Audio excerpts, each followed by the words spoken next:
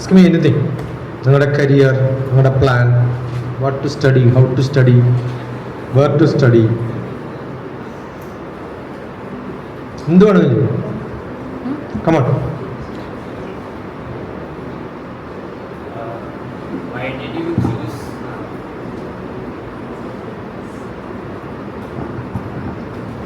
Why did you choose astronomy as a field that you wanted to master in?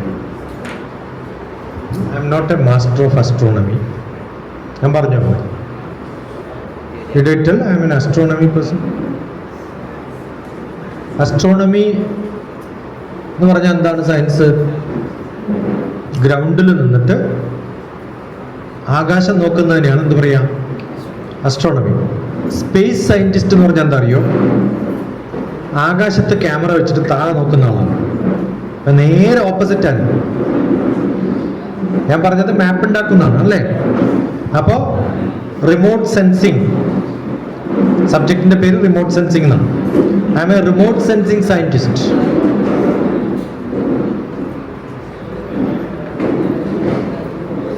Those who enter don't make sound, silently sit there, look here. Remote sensing എന്ന് പറയുന്നത് സ്പേസിൽ ക്യാമറയുണ്ട്, എർത്തിനെ നോക്കും. നിങ്ങൾ പഠിച്ചിട്ടുണ്ടാവും remote sensing. Satellite image, PSLV, ASLV, GSLV, GSAT, IRS. Indian remote sensing satellites will take picture of the ground. ഞാൻ പറഞ്ഞത് ഗൂഗിൾ മാപ്പ് പോലെ മാപ്പ് ഉണ്ടാക്കുന്നതാണ്. So it's nothing to do with astronomy. നമ്മുടെ നേരെ ഓപ്പോസിറ്റ് ഡിപ്പാർട്ട്മെന്റ് ആണ് astronomy department. Okay, but to keep a camera there and general space for Saint Albert's college Kochi space day, doctor TPS ഞാൻ കൊടുത്ത lecture complete astrophysics ആണ്. Okay, that's a general knowledge, not my master, not my work. Their cosmology, എങ്ങനെയാണ് പ്രപഞ്ചം, what is black hole, how is that Milky Way galaxy, ഇതൊക്കെ പറഞ്ഞിട്ടുണ്ട്. But that's not my job and specialization. Master എന്ന് പറഞ്ഞുകൊണ്ടാണ് പറഞ്ഞത്. I am not a master of astrophysics, but that's a general knowledge. Okay, good question. So I have interest in many subjects. So if a space GPS ഉണ്ടാവുന്ന global positioning system, that satellite has to stay in 36,000 kilometer height. INSAT has to stay 12,000 kilometer, 24,000 kilometer height. Remote sensing satellite has to stay 500 to 800 kilometer height, and it goes around the earth. How many times? Every day 14 times.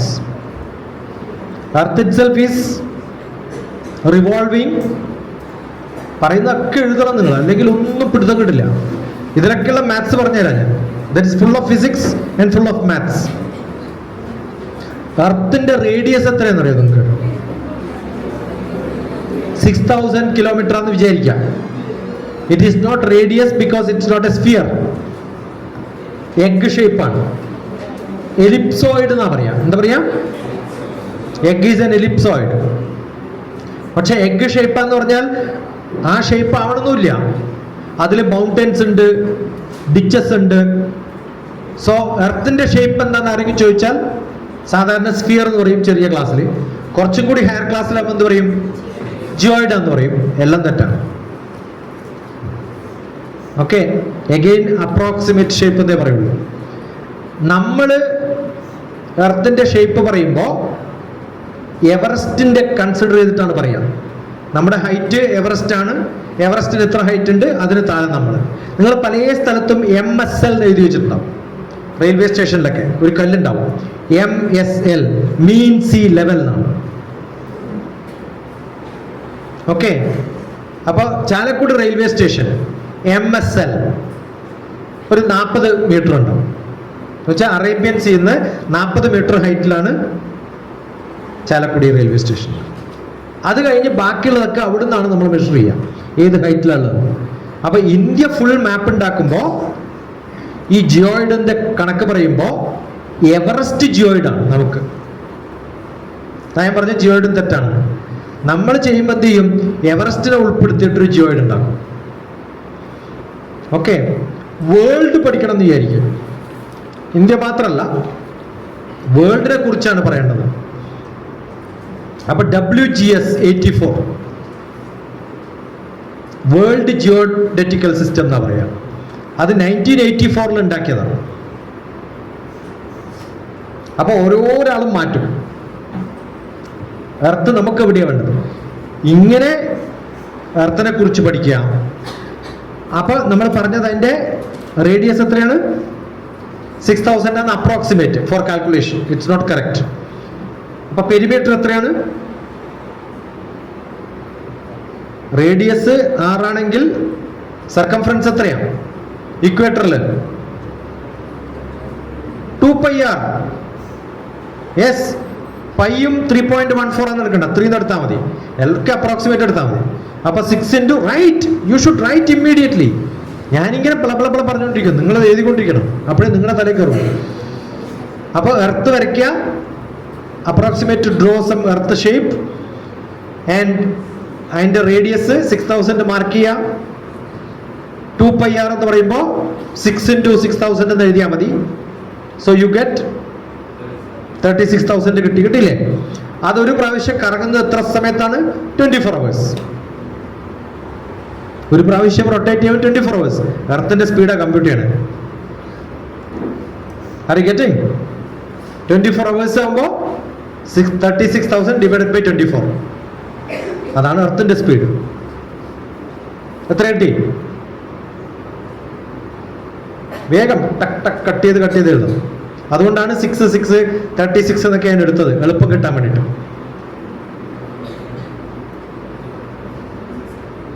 പറയും മക്കളെ, എത്ര കിട്ടി?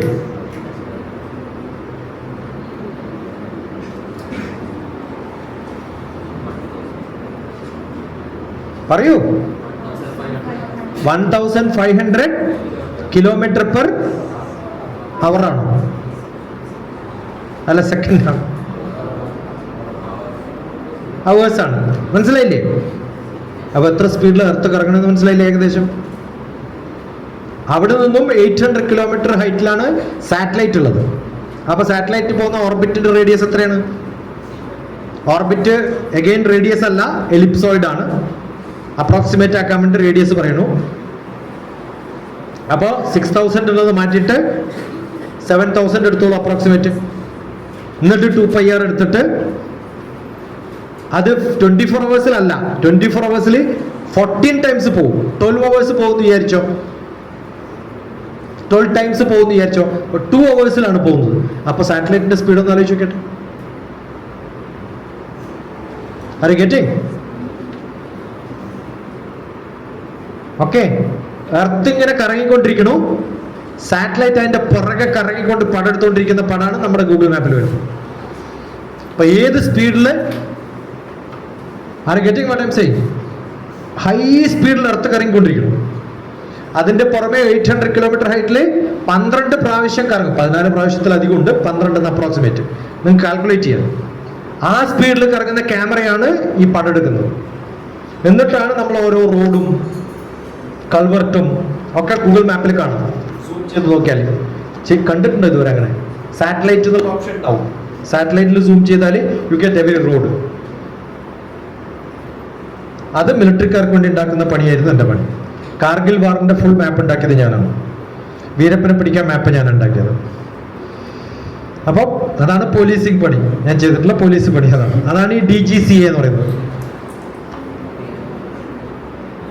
DGCA is Director General of, എന്താണ് എഴുതിയിരിക്കുന്നത്? തെറ്റത്. Director general of CA അല്ല, DGCA civil aviation ആണ്. I am not that. I am director general of security ആണ്. DG സെക്യൂരിറ്റി എന്നാ പറയാം, പ്രൈം മിനിസ്റ്ററുടെ സെക്യൂരിറ്റി ആണ്. ഓക്കെ, അപ്പൊ അതിൽ നമ്മൾ ചെയ്യുന്ന പണി എന്താണ്? അത്യാവശ്യമായിട്ട് മാപ്പ് ഉപയോഗിച്ചിട്ട് എങ്ങനെ സംഭവങ്ങൾ ചെയ്യാന്നുള്ളത്. അതിൽ ഫിസിക്സ് ഉണ്ടോ ഇല്ലയോ? സ്പീഡിൽ പോകുന്ന ഒരു ആളുടെ പടം നമ്മൾ എടുക്കുമ്പോൾ ഏത് സ്പീഡിൽ പോയാലും ആ പടം റീക്രിയേറ്റ് ചെയ്യാൻ പറ്റണം. നമ്മുടെ റോഡ് സൈഡിൽ പോകുന്ന ക്യാമറ എങ്ങനെയാ ഫൈൻ അടക്കാൻ വേണ്ടിയിട്ട് നോട്ടീസ് അയക്കുന്നത്? നിങ്ങൾ എത്ര സ്പീഡ് പോയാലും അത് പിടിക്കും. നിങ്ങളുടെ സാധാരണ ക്യാമറയിൽ ഇത് പറ്റുമോ? പറ്റും. നിങ്ങൾ സാധാരണ മൊബൈൽ എടുത്തിട്ട് ഈ കറങ്ങുന്ന ഫാനിന്റെ പടം എടുത്താൽ ലീഫുകൾ കൃത്യമായിട്ട് കാണുകയാണെങ്കിൽ നിങ്ങളുടെ ക്യാമറ നല്ലതാണ്. കറങ്ങുന്നത് ഇങ്ങനെ ഹേസി ആയിട്ട് കാണുകയാണെങ്കിൽ camera is not good. Shutter speed ഫാനിന്റെ സ്പീഡുമായിട്ട് കമ്പയർ ചെയ്യാൻ പറ്റണം. അതാണ് shutter speed. Okay. Full camera എന്ന് പറയുന്നത് നിങ്ങൾ പഠിക്കുന്ന ഒപ്റ്റിക്സ് അല്ലേ ക്ലാസ്സുകളിൽ, അതൊക്കെയാണ് നമ്മൾ ഉപയോഗിക്കുന്നത്. So you should learn optics. ഇപ്പോഴൊന്നും ഞാനൊക്കെ ഉപയോഗിക്കുന്ന കാലത്ത് ഫിലിം ക്യാമറയാണ് ഉപയോഗിച്ചത്. സാറ്റലൈറ്റിൽ റഷ്യൻ ക്യാമറകളാണ്. ആ ഫിലിം സ്പേസിൽ നിന്ന് താഴത്തേക്ക് വരും, എന്നിട്ട് നമ്മൾ സ്കാൻ ചെയ്തും. ഇപ്പോൾ കമ്പ്യൂട്ടർ സയൻസ് പഠിക്കണം. Full of physics, full of image processing. Subject image processing. അപ്പം അതിൻ്റെ എക്സ്പെർട്ടായിട്ട് സാറ്റലൈറ്റിൽ നിന്നൊക്കെ കണ്ടുപിടിക്കാൻ പറ്റുമ്പോൾ പോലീസുകാർക്കൊക്കെ സ്പീഡിൽ ഓടുന്ന 100 കിലോമീറ്ററിലൊക്കെ കാണാൻ പറ്റുള്ളൂ. ഒരു ബോംബ് ബ്ലാസ്റ്റ് ചെയ്യുമ്പോൾ എത്ര സ്പീഡ് ഉണ്ടാവും? അതിനേക്കാൾ സ്പീഡ് ഉണ്ടാവും. ഇപ്പൊ ബോംബ് ബ്ലാസ്റ്റിൽ രാജീവ് ഗാന്ധിനെ ബോംബ് ബ്ലാസ്റ്റ് ചെയ്തിട്ട് പോയതിന്റെ പടം തിരിച്ച് ക്രിയേറ്റ് ചെയ്തത് ഞാനാണ്. ഇപ്പൊ പോലീസുകാരെ സഹായിക്കണം നമ്മൾ. ഇതൊക്കെ ഇമേജ് പ്രോസസ്സിംഗ് ആണ്. അതേപോലെ ബ്ലഡിലുള്ള ചില വൈബ്രേഷൻസ്, ബ്ലഡ് ഫ്ലോ, ഫോട്ടോണിക്സ് എന്നൊരു ഡിപ്പാർട്ട്മെന്റ് കൊച്ചിൻ യൂണിവേഴ്സിറ്റിയിൽ. അവിടെ നമ്മൾ പഠിപ്പിക്കാം. ഒരു കല്ല് വെള്ളത്തിലിട്ടാൽ വേവ്സ് ഉണ്ടാവില്ലേ? അത് വീഴുന്ന സമയത്ത് എങ്ങനെയാണ് ആ വേവ് ഉണ്ടാവുന്നത് കണ്ടുപിടിക്കണമെങ്കിൽ കുറേ പടെടുക്കും. എന്നിട്ട് ഹൗ ഈസ് ഇറ്റ് ഫോംഡ്? ആ സബ്ജക്റ്റാണ് ഫോട്ടോണിക്സ് എന്ന് പറയുന്നത്. ഇപ്പോൾ ഫിസിക്സിന്റെ ഡീപ്പർ സെൻസിലേക്കൊക്കെ പോകാൻ പറ്റും. തിരിച്ച് ആസ്ട്രോഫിസിക്സ് ചെയ്യുമ്പോൾ എന്ത് ചെയ്യും? മിൽക്കി വേ ഗാലക്സി നമ്മളൊരു പടം എടുക്കുന്ന സമയത്ത് അത് ഉണ്ടായിരുന്ന സ്ഥലത്തല്ല ഇപ്പോഴും ഉണ്ടാവുക. By the time you take a picture, നമ്മളിപ്പോൾ കാണുന്ന ഒരു സ്റ്റാർ എവിടെയാണെന്ന് പറഞ്ഞാൽ നമ്മൾ കാണുമ്പോൾ ഒരു 100 വർഷം മുമ്പ് എവിടെയായിരുന്നു എന്ന് പറയണം. അവിടെ നിങ്ങളുടെ മൂവ് ചെയ്തിട്ടുണ്ടാവും. കാരണം അവിടുന്ന് ലൈറ്റ് നമ്മുടെ അടുത്തെത്താൻ 100 വർഷം എടുക്കും. അണ്ടർസ്റ്റുഡ്? ഈ കമ്പ്യൂട്ടേഷൻസ് ഒക്കെ ചെയ്യാൻ പറ്റുന്ന കാൽക്കുലേഷൻസ് ഒക്കെ ഉപയോഗിക്കുമ്പോൾ ഫോട്ടോഗ്രാഫി എൻറ്റയർലി ഡിഫറെൻ്റ് ആയിരിക്കും. സാധാരണ ക്യാമറ വെച്ചാൽ കാണില്ല, ഡിഫറെൻ്റ് ക്യാമറകൾ വെച്ചിട്ടാണ് കാണുക. ക്യാമറയിലെ ഫിൽറ്റർ മാറും. നമ്മളിപ്പോൾ കാണുന്നതൊക്കെ 0.4 to 0.7 മൈക്രോമീറ്ററാണ് വേവ് ലെങ്ത്. അതിനാണ് വേവ് ലെങ്ത്തിൽ ഒപ്റ്റിക്കൽ റീജിയൻ എന്ന് പറയാം. ഡോക്ടറെ അടുത്ത് പോയിട്ട് നമ്മൾ സ്കാൻ ചെയ്യുമ്പോൾ എക്സ്റേ ആണെങ്കിൽ വേറെ റീജിയനിലാണ് സ്കാൻ ചെയ്യുന്നത്. ഓക്കെ. അൾട്രാസൗണ്ട് സ്കാനിങ്, അവിടെ സൗണ്ട് ആണ് സ്കാൻ ചെയ്യുന്നത്.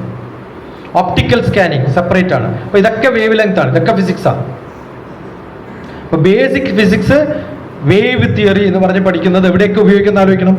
ഇലക്ട്രിക്കൽ സിഗ്നൽ, കമ്മ്യൂണിക്കേഷൻ, നമ്മുടെ ടി വിയിൽ വരുന്ന സിഗ്നൽ, സാധാരണ ഇലക്ട്രിക്. നിങ്ങൾ കോവിഡ് കാലത്ത് ചെറിയൊരു സ്കാനർ വെച്ചിട്ട് ഇങ്ങനെ വെച്ചിട്ട് നോക്കുമ്പോൾ അവർ നോക്കും ടെമ്പറേച്ചർ ഉണ്ടോ. They don't want to come closer. അപ്പോൾ എന്താ മെഷർ ചെയ്യുന്നത്? ടെമ്പറേച്ചറാണ് മെഷർ ചെയ്യുന്നത്. So that's a scanner. അത് ഏത് ബാൻഡ് വിഡ്ത്തിലാണ്? Thermal bandwidth. നമ്മൾ സാധാരണ പടം എടുത്താൽ ഒപ്റ്റിക്കലിലാണ് കാണുക. എക്സ്റേയിൽ എടുത്താൽ എക്സ്റേ കാണും. തെർമൽ ബാൻഡിൽ എടുത്താൽ തെർമൽ കാണും. അപ്പോൾ നിങ്ങൾ യുദ്ധത്തിൽ കുറേ സ്കാനിങ് നടക്കുന്നുണ്ട്. അങ്ങനെയാണ് ഒരു എയർക്രാഫ്റ്റ് പറക്കുമ്പോൾ അതിൻ്റെ പിന്നാലെ പോയിട്ട് ബോംബിടുന്നത്. ഫൈൻ. അത് ഒപ്റ്റിക്കലിലല്ല വർക്ക് ചെയ്യുക. നമുക്ക് കാണുമ്പോൾ ആ എയർക്രാഫ്റ്റ് കാണുന്നുണ്ടെങ്കിലും ആ എടുക്കുന്ന പടങ്ങളൊന്നും ഒപ്റ്റിക്കൽ ആ പറക്കുന്നൊന്നും നമ്മൾ കാണില്ല, ആ ഹൈറ്റിലും ആ പൊടിയിലൊക്കെ. അത് മാത്രമല്ല പല എയർക്രാഫ്റ്റുകളും അതിൻ്റെ പുറമെ ഒരു പെയിന്റ് അടിക്കും. ആ പെയിന്റ് സ്റ്റെൽത്ത് പെയിന്റ് എന്നാണ് പറയുക. അതൊരു റഡാറിലും ഒരു ക്യാമറയിലും പെടില്ല. അപ്പോൾ അത് കാണാൻ വേണ്ടി വേറെ സ്കാനർ ഉണ്ടാക്കും. കള്ളന്മാർ നന്നാവുമ്പോൾ പോലീസ് നന്നാവും, പോലീസ് നന്നാവുമ്പോൾ കള്ളന്മാർ അതിലും മേലെത്തും. അതേപോലെയാണ്. അപ്പോൾ മിക്കവാറും എയർക്രാഫ്റ്റുകളും ഷിപ്പ്, എയർഫോഴ്സും ആർമിയും നേവിയൊക്കെ ഉപയോഗിക്കുന്നതൊക്കെ ഡിഫറെൻറ്റ് കളേഴ്സ് ആയിരിക്കും. Got it? അതുകൊണ്ട് അവർ പച്ചയും മഞ്ഞയും നീലൊന്നും ഉപയോഗിക്കില്ല. ക്ലോസ് ടു ദറ്റ് ബ്രൗണിഷ് കളറാണ് ഉപയോഗിക്കുക. സ്റ്റെൽത്ത് കളേഴ്സ് ആണ് മിക്കവാറും ഉപയോഗിക്കുക. അതൊക്കെ സ്റ്റെൽത്ത് പെയിന്റ് എന്നിട്ട് പെയിന്റ് ഉണ്ട്. ഇങ്ങനെ ഈ ടെക്നിക്സ് ഇതിലൊക്കെ ഉപയോഗിക്കുന്ന ഫിസിക്സ് ആണ്. ഇലക്ട്രോണിക്സ് ഏതൊക്കെയാ കോർ പറഞ്ഞത്? Electronics, mechanical, electrical, civil. Civil ലാസ്റ്റാ പറഞ്ഞത്. കാരണം ഈ മൂന്നും, സിവിൽ എന്നുള്ളതിന്റെ പേരെന്താണ്? സിവില്, സിവിലിയൻസ്, സാധാരണക്കാരെന്ന അർത്ഥം. ഇലക്ട്രിക്കൽ, ഇലക്ട്രോണിക്കൽ, മെക്കാനിക്സും ഉണ്ടാക്കിയത് ആർക്ക് വേണ്ടിയിട്ടാ? മിലിറ്ററിക്കാർക്ക് വേണ്ടിയിട്ടാണ്. അപ്പോൾ മിലിറ്ററി എഞ്ചിനീയറിംഗ് എന്ന് പറഞ്ഞാൽ EME എന്നാ പറയാ. എല്ലാ മിലിറ്ററി സ്റ്റേഷനിൽ പോയാലും ഒരു എഞ്ചിനീയറിംഗ് ഡിവിഷൻ കാണും. ആ ഡിവിഷന്റെ പേരെന്താണ്? EME, electronic, mechanical, electrical. EME engineering മിലിറ്ററിയാണ്. അതല്ലാത്ത എഞ്ചിനീയറിംഗിന് എന്താ പറയാ? സിവിൽ. അങ്ങനെയാണ് ഈ കൺസ്ട്രക്ഷനൊക്കെ എല്ലാവർക്കും ആവശ്യമാണ്. That is how it is called civil engineering.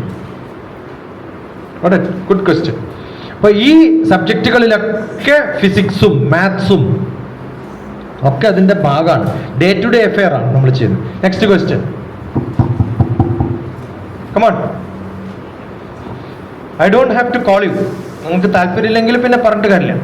ഞാൻ തോന്നുന്നൊക്കെ പറഞ്ഞിട്ട് പോകും. Ask your friend what can be asked. വേണമെങ്കിൽ യാ കമോൺ.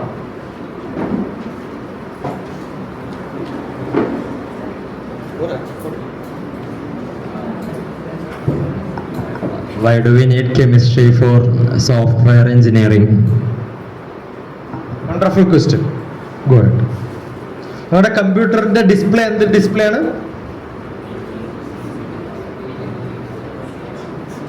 എന്ത് ഡിസ്പ്ലേ ആണ് കമ്പ്യൂട്ടറിൽ? കമ്പ്യൂട്ടറിന്റെ ഡിസ്പ്ലേ എന്ത് ഡിസ്പ്ലേ ആണ്? ലിക്വിഡ്. മനസ്സിലാവുന്നുണ്ടോ? ഓരോ കണക്ഷനും എന്ത് കണക്ഷനാ കമ്പ്യൂട്ടറിനകത്ത്? അതെങ്ങനെ ഉണ്ടാക്കണേ? എങ്ങനെ ചിപ്പ് ഉണ്ടാക്കണേ? ഇലക്ട്രിക്കൽ എഞ്ചിനീയറിംഗ് ഇല്ലാതെ കമ്പ്യൂട്ടർ വർക്ക് ചെയ്യോ? ഇലക്ട്രോണിക്സ് ഇല്ലാതെ കമ്പ്യൂട്ടർ വർക്ക് ചെയ്യോ? റെസിസ്റ്റൻസ് എന്ന വാക്ക് ഇലക്ട്രോണിക്സ് ആണോ? ഫിസിക്സിലാണ് നിങ്ങൾ പഠിക്കുക. എഞ്ചിനീയറിംഗിൽ പോകുമ്പോൾ റെസിസ്റ്റൻസ് കമ്പ്യൂട്ടർ സയൻസിലും പഠിക്കും, ഇലക്ട്രോണിക്സിലും പഠിക്കും. കമ്പ്യൂട്ടറിനകത്തുള്ള ഓരോ കണക്ഷനും ഉപയോഗിക്കുന്ന ലൈനുകൾ എന്തുപയോഗിക്കണം? ഏത് വയർ ഉപയോഗിച്ചാലാണ് റെസിസ്റ്റൻസ് ഉണ്ടാവുക? തെർമോസ്റ്റാറ്റ് എങ്ങനെയാണ് ഏതാ ഉപയോഗിക്കേണ്ടത്? Connections from one chip to another chip. ഇപ്പം ഇന്നലെ ഫൈബർ ഓപ്റ്റിക്സിനെ കുറിച്ച് പറയുന്നു. ഇപ്പോൾ വാറ് വരുന്ന സമയത്ത് അമേരിക്ക ഉടനെ പറഞ്ഞു ഇറാനിൽ ഞങ്ങളിപ്പോൾ എല്ലാം നശിപ്പിക്കുന്നു. ഇറാൻകാർ പറഞ്ഞു ചെയ്തോ. താഴത്തേക്ക് പോകുന്ന എല്ലാ ഫൈബർ കേബിൾ ഉണ്ട്, ഇന്റർനെറ്റ് കേബിൾ, അത് നമ്മൾ ടപ്പ് കൊണ്ട് കട്ട് ചെയ്തോളാം. കട്ട് ചെയ്താൽ ലോകം ഫുൾ ഇന്റർനെറ്റ് ഇല്ലാണ്ടാവും. ഇന്ത്യ അടക്കം അമേരിക്ക ഒഴികെ ബാക്കി എല്ലാ സ്ഥലത്തും ഇന്റർനെറ്റ് പോകുന്നത്, കണക്ഷൻ പോകുന്നത് ഇറാന്റെ ഗൾഫ് കോസ്റ്റിലൂടെയാണ്. അത് ഭൂമിയുടെ കടലിൻ്റെ ഉള്ളിലൂടെയാണ് പോണേ. ആ ഫൈബർ ഓപ്റ്റിക്സ് എങ്ങനെ ഉണ്ടാക്കണേ? Can you think without chemistry the whole world? ഈ റൂമിലുള്ള കെമിസ്ട്രി എന്തൊക്കെയാണെന്ന് എഴുതിയാട്ടെ നിങ്ങൾ. ഈ റൂമിൽ ഇപ്പൊ കാണുന്ന കെമിസ്ട്രി ജസ്റ്റ് റൈറ്റ് ഡൗൺ. എത്ര ടെർമിനോളജീസ്, വാക്കുകൾ മാത്രം എഴുതിയാൽ മതി. ഓക്കെ, എന്തിലൊക്കെ നിങ്ങൾ കെമിസ്ട്രി കാണുന്നുണ്ട്? Day to day chemistry.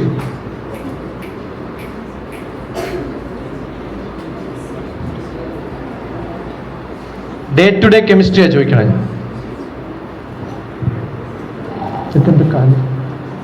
U are not interested. Vacant seats, come here. Some 4 of you come. Sit there. There is one more seat here. Move there. Move there.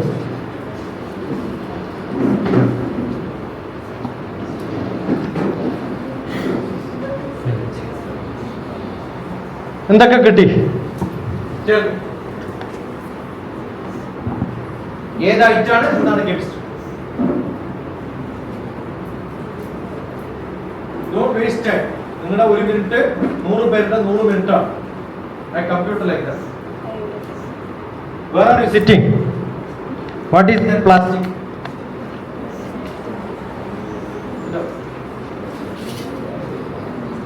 ആർക്ക് പറയാം? I don't want to waste time. AC, the cooling of the AC. Cooling of the A സിയിൽ ഉപയോഗിക്കുന്ന gas കെമിസ്ട്രിയാണ്. Pump mechanical engineering ആണ്. Work ചെയ്യുന്ന electronics ആണ്. ഇത്രയൊന്നും ദൂരം ഉള്ളിലൊന്നും പോണ്ട. Again, what is maximum here? Oxygen അല്ല, എയർ. ഓക്സിജൻ അതിൽ 16% ഉള്ളൂ. കാർബൺ ഡൈ ഓക്സൈഡ് 0.04% ഉള്ളൂ. നിങ്ങൾ കെമിസ്ട്രി പഠിച്ചിട്ട് കാര്യമില്ല ക്ലാസ്സിൽ. ചുറ്റും കാണുമ്പോൾ എത്ര പെർസെൻറ്റേജ് ഉണ്ടെന്ന് അടുത്തിരിക്കുന്ന ആളോട് പറയാനുള്ള കഴിവാകുമ്പോഴാണ് കെമിസ്ട്രി പ്രാക്ടിക്കൽ ആവുക. The full of air chemistry. കെമിസ്ട്രിയിലേക്ക് ശ്വസിക്കാൻ പറ്റുമോ? എന്നിട്ട് വേണ്ടേ കമ്പ്യൂട്ടർ സയൻറ്റിസ്റ്റ് ആവാൻ? ആണോ അല്ലയോ? ശ്വസിക്കുന്ന കെമിസ്ട്രിയും പുറത്തു വിടുന്ന കെമിസ്ട്രിയും എടുക്കുമ്പോ ഓക്സിജൻ എടുക്കും, പുറത്തു വിടുമ്പോ ഏത് സാമ്യ നിന്നെ പഠിപ്പിച്ചതൊക്കെ? ഓക്സിജൻ ഉള്ളിലേക്ക് എടുക്കാന്ന് പറഞ്ഞു ചില സാമ്യർ ടപ്പതുകൊണ്ട് കൊടുക്കണം. നീ 6ാം ക്ലാസ്സിലെ കെമിസ്ട്രി പഠിച്ചിട്ടില്ല ചോദിച്ചിട്ടുണ്ട് നേരെ സാമ്യം. You are not taking oxygen inside, air inside.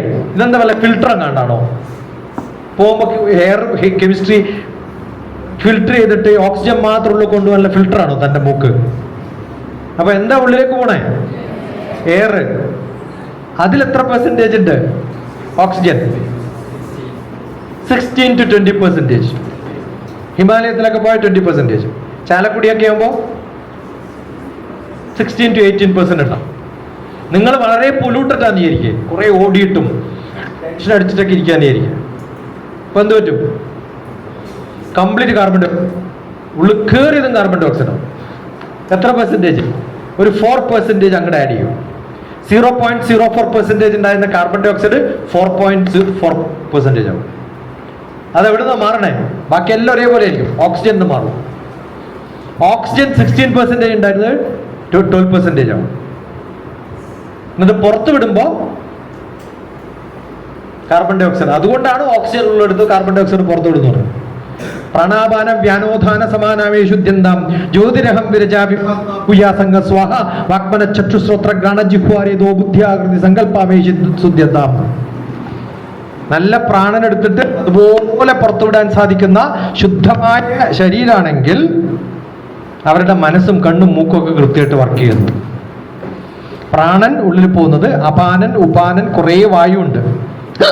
നാക്കാനും ഒരു വായു വേണം, ഛർദ്ദിക്കാനും ഒരു വായു വേണം, നമ്മുടെ ശരീരത്തിൽ നിന്ന് വേർപ്പ് പുറത്തു പോകാനും വായു വേണം. ഇതിനൊക്കെ ഡിവൈഡ് ചെയ്ത് വെച്ചിട്ട് ആ പണിയൊക്കെ നടത്തിയിട്ട് ക്ലീൻ ചെയ്തിട്ട് പുറത്തു വരുന്ന വായുവും ഉള്ളിലെടുക്കുന്ന വായുവും അധികം മോശമല്ലാണ്ട് വിടാൻ പറ്റുകയാണെങ്കിൽ നിങ്ങളുടെ ശരീരം ശുദ്ധമാണെന്ന് അർത്ഥം. അങ്ങനെയുള്ള വായു ഉണ്ടാക്കുന്ന ഒരാൾക്ക് എന്തുണ്ടാവും? ബുദ്ധി ഇന്ദ്രിയങ്ങളൊക്കെ കറക്റ്റായിട്ട് വർക്ക് ചെയ്യുന്നു. അതാണ് ശാസ്ത്രം പണ്ടുള്ള ആരോഗ്യശാസ്ത്രം. പ്രാണാപാന വ്യാനോധാന സമാനാമേ ഈക്വൽ ആവണം. ശുദ്ധ്യന്താം ശുദ്ധമാവണം. അങ്ങനെയൊന്നും ആവില്ല. അതുകൊണ്ടാണ് കാർബൺ ഡൈ ഓക്സൈഡ് ഉള്ളിലെടുത്തിട്ട് ഓക്സിജൻ പുറത്തു വിട്ടു എന്നൊക്കെ പഠിക്കുന്നത്. അങ്ങനെയൊന്നും ഡോക്ടർ ആവല്ലേ. എയർ ഉള്ളിലെടുക്കുന്നു, എയർ പുറത്തു വിടുന്നു. ഫൈൻ. ഓക്സിജൻ സിലിണ്ടർ കൊടുക്കുമ്പോൾ ഓക്സിജൻ അല്ല കൊടുക്കണേ. നല്ല 20% ഓക്സിജൻ ഉള്ള എയർ പ്രഷറോട് കൂടി കൊടുക്കുന്നതിനാണ് നമ്മൾ ഓക്സിജൻ സിലിണ്ടർ എന്ന് പറയാം. ശരിക്കും ശ്വസിക്കാൻ പറ്റുന്നില്ല, 5000 ml വേണം. ശ്വാസം വിട്ട് വരുമ്പോൾ നോക്കിയിട്ട് എടുത്താൽ ഒരു 100 ml പോവുള്ളൂ. ഇവിടെ സ്ട്രെയിറ്റ് ആയിട്ട് ബാക്ക് ഓൺ സ്ട്രെയിറ്റ് ആയിട്ട് ഇരുന്നാൽ ഒരു 3000 ml ഒക്കെ പറ്റും. ഇരുന്ന് കഴിഞ്ഞാൽ 300 ml ആവും. സ്ഥിരമായിട്ട് അങ്ങനെ ഇരുന്നാൽ ശ്വാസം മുട്ട് വരും. So straight backbone. I am a Himalayan tradition meditation master. Himalayan traditional. Okay. അപ്പോൾ നല്ല പോലെ ആരോഗ്യം വേണമെങ്കിൽ ഇതൊക്കെ പഠിക്കണം. ഇപ്പൊ എയറിനെ കുറിച്ച് പറയുമ്പോൾ നമുക്ക് എന്തൊക്കെ പറയാം? ബയോളജി പറയാം, full of air, chemistry. But no chemistry it cannot run into medical science. Medical science അറിയണമെങ്കിൽ നല്ലപോലെ കെമിസ്ട്രി അറിയണം, ഫിസിക്സ് അതിനേക്കാളും കൂടുതൽ അറിയണം. ഏത് അസുഖം വരുമ്പോൾ ടെസ്റ്റ് ചെയ്യുന്നത് എന്താണ്? ബ്ലഡ് ആണ് ആദ്യം. ബ്ലഡ് എന്ന് പറയുന്നത് എന്താണ്? ഫ്ലൂയിഡ് ആണ്. ബ്ലഡ് നമ്മളിങ്ങനെ നിൽക്കുമ്പോൾ എന്തേ താഴത്തേക്ക് ഒഴുകാത്തത്? അല്ലേ? സാധാരണ താഴത്തേക്കല്ലേ പോണ്ടത്? ഹാർട്ട് പമ്പ് ചെയ്യാൻ, മുകളിലേക്ക് പമ്പ് ചെയ്യാൻ വിഷം, താഴത്തേക്ക് പമ്പ് ചെയ്യാൻ എളുപ്പമാണോ? അങ്ങനെയാണെങ്കിലും താഴത്ത് പമ്പ് ചെയ്യുന്നത് കൂടുതലും തലയിൽ കുറവും ബ്ലഡ് വേണ്ടേ? അങ്ങനെ പോയാൽ ബുദ്ധി വർക്ക് ചെയ്യില്ല. അതുകൊണ്ടൊന്നുമല്ല. Blood is called non Newtonian fluid. ബ്ലഡിന്റെ പേരെന്താണ്? Non Newtonian fluid. എന്താണ് നോൺ ന്യൂട്ടോണിയൻ? ന്യൂട്ടൺ ലോ പറയുന്നതാണ് നമ്മൾ താഴത്തേക്ക് പോകുന്നുള്ളത്, അല്ലേ? ബ്ലഡ് പറഞ്ഞു പോയി പണി നോക്കി ന്യൂട്ടണേ, ഞാനതൊന്നും കേൾക്കില്ല. നിങ്ങളുടെ റൂളൊന്നും എനിക്ക് ബാധകല്ല. അപ്പൊ നമുക്ക് ഏറ്റവും അടുത്തറിയുന്ന നോൺ ന്യൂട്ടോണിയൻ ഫ്ലൂയിഡ് ഏതാണ്? ബ്ലഡ്. അതിന് കാപ്പിലറി മോഷനാണ്. പൈപ്പിലൂടെ ഇട്ട് കഴിഞ്ഞാൽ നമ്മൾ നല്ലൊരു ജ്യൂസ് എടുത്തിട്ട് സ്ട്രോ ഉള്ളിലിടുമ്പം പുറത്തേക്ക് പോവാറില്ലേ? Yes or no? വിളക്ക് കത്തിക്കുമ്പോൾ, വിളക്ക് തെളിയിക്കുമ്പോൾ തിരിയിട്ടിട്ട് എണ്ണ താഴത്തും തിരി മുകളിലും വരും, ഇല്ലേ? ആ തിരി എത്ര സമയം വേണമെങ്കിലും എണ്ണ തീരുന്നത് വരെ കത്തും, ഇല്ലേ? അപ്പൊ എണ്ണ താഴത്തും തിരി മുകളിലും അല്ലേ? എങ്ങനെ ഈ എണ്ണ മുകളിലേക്ക് തിരിയുടെ മുകളിൽ പോണേ? എണ്ണ നോൺ ന്യൂട്ടോണിയൻ ഫ്ലൂയിഡ് ആണ്. അതിന് ഏതെങ്കിലും ഒരു ചുവട് കിട്ടിയാൽ അതുവഴി ഇങ്ങനെ കയറിപ്പോയിക്കോളും. പക്ഷെ അതിന് നമ്മൾ ആദ്യം ചെയ്യുന്നതാണ് തിരി മുക്കിയിട്ടൊന്നെടുക്കും, എന്നിട്ട് തെളിയിക്കണം. മുക്കാതെ നേരെ വെച്ച് തിരി തെളിയിച്ചാൽ തിരി മാത്രം കത്തിയിട്ട് അങ്ങോട്ട് ഇല്ലാണ്ടാവും. ആലോചിക്കണ്ട നിങ്ങളത്. അപ്പൊ എന്തിനാ മുക്കിയിട്ട് കാണിച്ചു കൊടുക്കണത്? ഇതുവഴി ഇങ്ങനെ പോയാൽ നിനക്ക് തെളിയാന്ന് നമ്മൾ ആരോട് പറയാണ്? എണ്ണയോട് പറയാണ്. അതിൽ ഏറ്റവും ബുദ്ധിയിൽ വർക്ക് ചെയ്യുന്ന എണ്ണയുടെ പേരാണ് നെയ്യ്. ഓക്കെ, അപ്പോ നെയ്യ്, എണ്ണ, ഇതിനൊക്കെ ഫിസിക്സിൽ ഒരു പേരുണ്ട്, വിസ്കസ് ഫ്ലൂയിഡ്. എന്താ പറയാ? Viscous fluid. Viscous fluid has memory എന്നാ പറയാ. Viscous fluid has memory. ഇപ്പൊ ബുദ്ധിയുള്ള ഒരു എണ്ണ ഏതാന്ന് ചോദിച്ചാൽ നെയ്യ്. ബുദ്ധിയുള്ള ഒരു ലിക്വിഡ് ഏതാണ്? ബ്ലഡ്. ഈ ബുദ്ധിയുള്ള ലിക്വിഡ് ആയതുകൊണ്ടാണ് നിങ്ങൾക്ക് രാവിലെ എഴുന്നേക്കാൻ മടി. ഇങ്ങനെ കിടക്കല്ലേ, കിടന്നുകൊണ്ടിരിക്കുന്ന സമയത്ത് എഴുന്നേക്കാൻ പറയുമ്പോൾ റിട്ടാർഡേഷൻ എന്നാ പറയാ. എന്താ പറയാ? റിട്ടാർഡേഷൻ, റിലാക്സേഷൻ, രണ്ട് മൂഡുണ്ട് അതിന്. Retardation, relaxation. എനിക്ക് വയ്യെന്ന്, എന്നെ വിളിക്കണ്ട, ഇപ്പൊ എണീക്കില്ല എന്ന് പറയും. ആരാ പറയണേ? ബ്ലഡാ പറയണേ. മനസ്സിലായോ? അതുകൊണ്ട് ആരെങ്കിലും ബ്ലഡി ഫെലോ എന്ന് വിളിച്ചാൽ താങ്ക് യു എന്ന് പറയണം. ബ്ലഡി ഫെലോ ആണ്, നമ്മളൊക്കെ ബ്ലഡി ഫെലോസ് ആണ്, ആണോ അല്ലയോ? Yes, bloody fellow. Yes, I am A bloody fellow. ആ മൂഡിൽ കിടക്കുമ്പോൾ ബ്ലഡിന് നേരെ പെട്ടെന്ന് നിൽക്കാൻ ഭയങ്കര മടിയാണ്. ഇനി ആർക്കെങ്കിലും ഈ റൊമാറ്റിക് പ്രോബ്ലംസ് ഒക്കെ വന്നിട്ട് പാരാലിസിസ് ഒക്കെ വരാറില്ലേ? അല്ലെങ്കിൽ ഹാർട്ട് അറ്റാക്ക്, രണ്ട് സമയത്തേ വരുള്ളൂ, എഴുന്നേൽക്കുമ്പോഴോ കിടക്കുമ്പോഴോ. കാരണം ഇങ്ങനെ റിലാക്സ് ചെയ്ത സാധനത്തിനെ പെട്ടെന്ന് നിർത്തുമ്പോഴാണ് ടപ്പ് നടിച്ചു പോകുക. മനസ്സിലാവുന്നുണ്ടോ? പാരലിറ്റിക് അറ്റാക്ക് എപ്പോഴും അങ്ങനെയാണ്. ഇങ്ങനെ കിടക്കുന്നിടത്ത് നേരെ കയറുമ്പോൾ പാരലിറ്റിക് അറ്റാക്ക്, ഒരു കാല് പൊട്ടും, പതുക്കെ എഴുന്നേക്കാവുന്നു. അതുകൊണ്ടാണ് ഭാരതത്തിൽ പണ്ട് പഠിപ്പിച്ചിട്ടുണ്ട്, നേരെ എഴുന്നേക്കാൻ പാടില്ല, വലത്തോട്ട് തിരിഞ്ഞ് ഒരു കൈ കുത്തിയിരുന്ന് കുറച്ച് സമയം ഇരുന്ന് ഒരു നാമം ചൊല്ലിയിട്ട് ബോധത്തോടു കൂടി എഴുന്നേക്കാവുന്നു. ഇതൊക്കെയാ പഠിപ്പിച്ചിരിക്കണം, അറിയാം. ഹൈലി സയന്റിഫിക് ആയിട്ടാണ് പഠിപ്പിച്ചിരിക്കുന്നത്. എന്തിനാണ് പറഞ്ഞിരിക്കണേ? ബ്ലഡ് പെട്ടെന്ന് നിർത്താനും പെട്ടെന്ന് ഇറക്കാനും പറ്റാത്തൊരു സാധനമാണ്. അപ്പൊ രാവിലെ എഴുന്നേക്കണം, എന്ത് ചെയ്യണം? ഇനി നാളെ മുതൽ ഈ എക്സ്ക്യൂസ് ഒന്നും പറഞ്ഞിട്ട് രാവിലെ എഴുന്നേക്കാൻ പറയുമ്പോൾ അമ്മ ഇന്നലെ പഠിച്ചാണ്, പതുക്കെ എഴുന്നേക്കാവും, 10 മണിയൊക്കെ ആകുമ്പോൾ എഴുന്നേക്കാന്ന് പറയരുത് കേട്ടോ. രാവിലെ ഏറ്റവും എഴുന്നേക്കാൻ മടിയില്ലാത്തവരൊന്ന് കൈവയ്ക്കുക. ഓക്കെ, മടിയുള്ളവരൊന്ന് കൈവയ്ക്കുക. എല്ലാവർക്കും മടിയുണ്ട് അല്ലേ? അപ്പൊ എൻ്റെ മക്കൾ അങ്ങനെയാവരുത്. നാളെ മുതൽ നിങ്ങൾ രാവിലെ എഴുന്നേക്കുമ്പോൾ എന്തൊക്കെ ശബ്ദം കേൾക്കാം? ഓട്ടോറിക്ഷ സൗണ്ട് കേൾക്കും, പാലുകാരൻ വന്നിട്ടുണ്ടാവും, പത്രക്കാരൻ വന്നിട്ടുണ്ടാവും, കണ്ടക്ടർമാർ അവരുടെ പണിയെടുക്കുന്നുണ്ട്, ഡ്രൈവർമാർ പണിയെടുക്കുന്നുണ്ട്, ലോകം ഫുൾ പണിയെടുക്കുന്നുണ്ട്. പക്ഷേ നല്ല സ്റ്റുഡൻസ് ആയിട്ടുള്ള നിങ്ങൾ സുഖമായിട്ട് ഉറങ്ങാണോ അല്ല ഉറക്കം നടിക്കാണോ? അമ്മ രാവിലെ എഴുന്നേറ്റ് പണി ചെയ്യും, അച്ഛൻ രാവിലെ എഴുന്നേറ്റ് ചിലപ്പോൾ പത്രം വായിക്കുന്നുണ്ടാവും, അല്ലെങ്കിൽ എവിടെയും പഠിക്കാൻ പോയിട്ടുണ്ടാവും. നേരെ തിരിച്ചൊരു സംഭവം ചെയ്തു നോക്കട്ടെ. നാളെ മുതൽ നിങ്ങളൊക്കെ ഏറ്റവും നല്ല മക്കളെന്ന് അച്ഛനും അമ്മയും പറയണമെങ്കിൽ ഒറ്റ കാര്യം ചെയ്താൽ മതി. അവർ വിളിക്കുന്നതിന് മുമ്പ് രാവിലെ എഴുന്നേക്കുക. എന്നിട്ട് അവരോട് വിളിക്കുക, എനിക്ക് പഠിക്കാനുണ്ട്, കുറെ കാപ്പി ഉണ്ടാക്കി താന്നൊക്കെ പറയാം. ഇതെന്ത് പറ്റി ഇയാൾക്ക്? ഇത്ര കാലഘട്ടം പറഞ്ഞിട്ട് മാറാത്ത ഇയാൾ എങ്ങനെയാ മാറിയത്? നിങ്ങൾക്ക് പറ്റുമോ അങ്ങനെ? വലിയ പ്രശ്നമല്ലേ മാറാനുള്ളൊരു മരുന്ന് തരട്ടെ നിങ്ങൾക്ക്. I'll give you a medicine. Take that medicine tomorrow morning, you will get up. Before get up എന്നാ പറഞ്ഞു, wake up അല്ല. You wake up, you get up. വാക്കുകളിൽ വ്യത്യാസമുണ്ട്, കൃത്യമായിട്ട് അറിയണം ഇതൊക്കെ. ഞാൻ പറയുന്ന ഓരോ വാക്കും വളരെ മുറിച്ചിട്ടാണ് പറയണേ. All of you are waking up. അതുകൊണ്ടാണ് നിങ്ങളൊക്കെ പറയും അലാം കേൾക്കുമ്പോഴാണ്, അമ്മ വിളിക്കുമ്പോഴാണ്. ഇതൊക്കെ കേൾക്കണമെങ്കിൽ നിങ്ങൾ ഓൾറെഡി വോക്കപ്പാണ്. എന്നിട്ട് pretending that you are sleeping. You are not sleeping, but you are pretending. ഇത്ര ടൈമാ വേസ്റ്റ് ചെയ്യണം എന്ന് ആലോചിച്ചൊക്കെ ജീവിതത്തിൽ. നാളെ രാവിലെ എല്ലാവരും വിളിക്കുന്നതിന് മുമ്പ് എഴുന്നേക്കാനൊരു മെത്തേഡ് പറയട്ടെ. Some medicine I will give you. Are you ready to give മണി?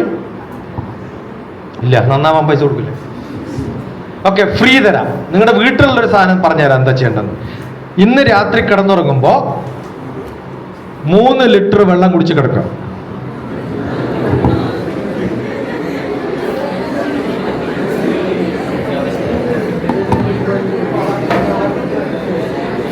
ഞാൻ നേരത്തെ ബ്ലഡിന്റെ പ്രഷർ പറഞ്ഞു,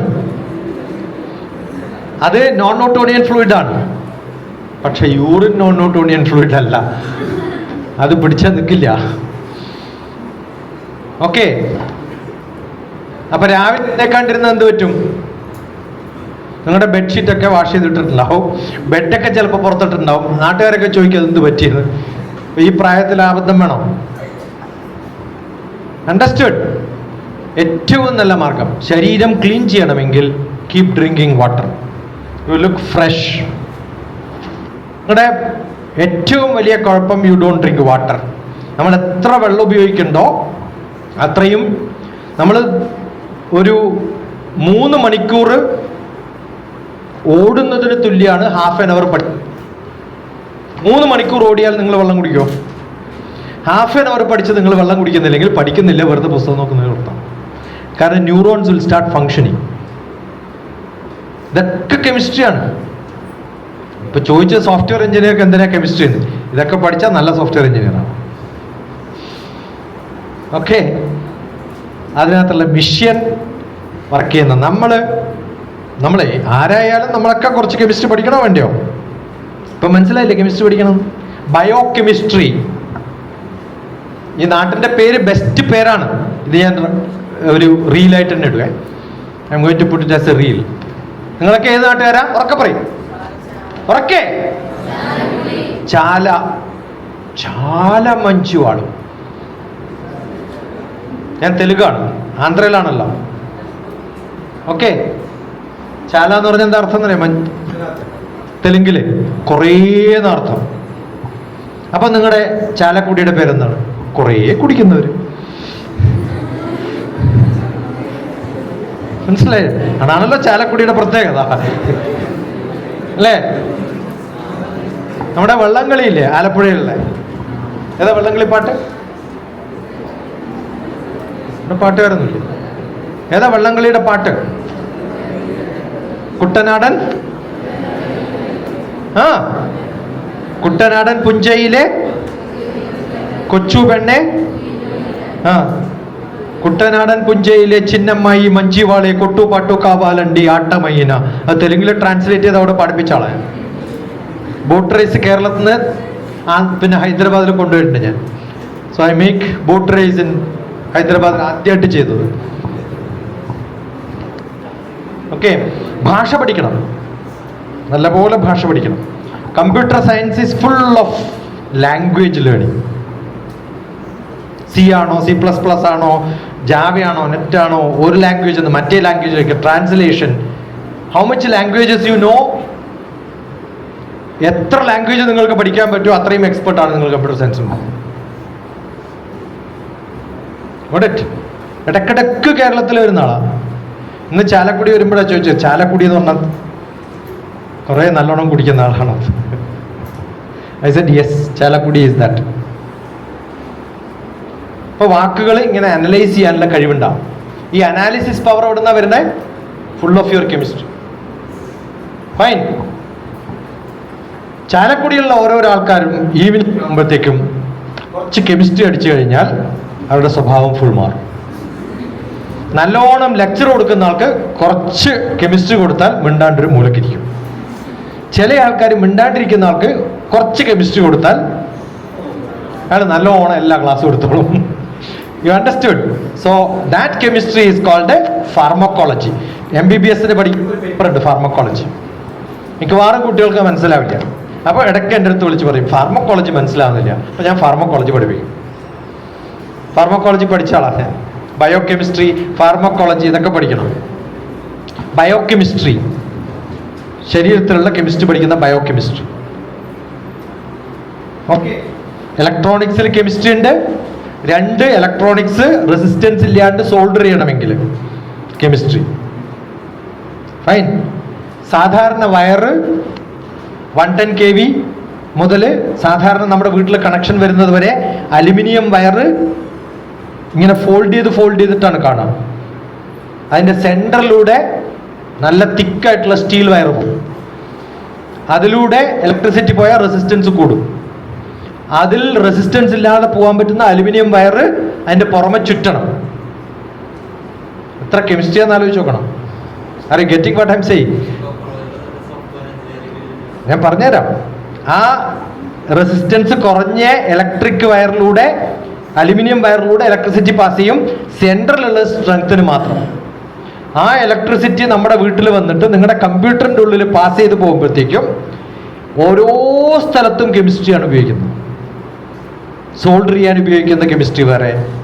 സോൾഡർ ചെയ്യാണ്ട് കമ്പ്യൂട്ടർ ഉണ്ടാക്കാൻ പറ്റുമോ? ആർക്കിടെക്ചർ പഠിക്കണം. ചിപ്പ് ഉണ്ടാക്കുമ്പോൾ കമ്പ്യൂട്ടർ പഠിക്കണം. റെസിസ്റ്റൻസ് പഠിക്കണം. ട്രാൻസിസ്റ്റേഴ്സ് പഠിക്കണം. ചിപ്പ്, ഓരോ സാധനവും, മൈക്രോ ഇലക്ട്രോണിക്സ് ഫുൾ കെമിസ്ട്രിയാണ്. ഇത് ഫുൾ കെമിസ്ട്രിയാണ്. ഉള്ള ഡയഫ്രം എൻറ്റയർലി ഡിഫറെൻറ്റ് കെമിസ്ട്രി. അതിന് ഉപയോഗിക്കുന്ന കവർ മെറ്റാലിക്, ഇതുപയോഗിക്കുന്നത് ഡിഫറെൻറ്റ് കെമിസ്ട്രി. ഈ ലിക്വിഡ് ഡിസ്പ്ലേ ഡിഫറെൻറ്റ് കെമിസ്ട്രി. അതിലുള്ള light different chemistry. Got it? ഇതേപോലെ ഒരു ഇതിനകത്ത്, കമ്പ്യൂട്ടറിനകത്ത് ഓരോ സൗണ്ടും വരുമ്പോൾ അതിനകത്തും ഇതേപോലൊരു മാഗ്നറ്റ് ഉണ്ട്, ഒരു ഡയഫ്രം ഉണ്ട്, ഒരു സ്പീക്കർ ഉണ്ട്.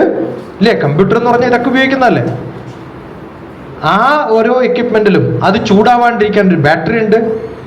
എത്ര ചൂടാവും എത്ര ചൂടാവില്ല എന്ന് തീരുമാനിക്കുന്നത് അതിലുപയോഗിക്കുന്ന കംപ്ലീറ്റ് സോൾഡറിങ്ങും അതിൻ്റെയൊക്കെ കെമിസ്ട്രി അനുസരിച്ചിട്ടാണ്. ഏറ്റവും മിനിമാക്കിയിട്ടും അത്ര തന്നെ അത് ചൂടാവും. അതിനാണ് അതിൻ്റെ അകത്ത് ഫാൻ, ചെറിയ ഫാൻ ഉണ്ട്, മിനിമം ഫാനുകൾ ഉണ്ടാവും. കൊണ്ടിട്ട് ഓരോ സംഭവങ്ങളും നമ്മൾ നോക്കുമ്പോൾ നമുക്ക് മനസ്സിലാവും എത്രത്തോളം ടെമ്പറേച്ചർ റെസിസ്റ്റ് ചെയ്യാൻ പറ്റും, എത്രത്തോളം പൊടി അതിന് റെസിസ്റ്റ് ചെയ്യാൻ പറ്റും, ഏത് ഗം ഉപയോഗിച്ച് ഒട്ടിച്ചാലാണ് ഈ ഹീറ്റ് സസ്റ്റെയിൻ ചെയ്യാൻ പറ്റുക. ഇനി അതേ കമ്പ്യൂട്ടർ ഡിഫറെൻറ്റ് ടെമ്പറേച്ചറിൽ ഉപയോഗിക്കാം.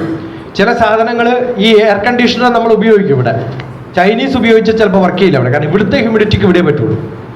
അപ്പോൾ ഇപ്പം ചില അഡ്വർടൈസ്മെൻറ്റ് വരുന്ന കാണാം, നമ്മുടെ അറ്റ്മോസ്ഫിയറിന് പറ്റുന്ന എയർ കണ്ടീഷണറാണ് നമ്മൾ ഉപയോഗിക്കുന്നത്. ഇവിടുത്തെ ഹ്യൂമിഡിറ്റി മെഷർ ചെയ്തിട്ട് വേണം അത് വർക്ക് ചെയ്യാൻ.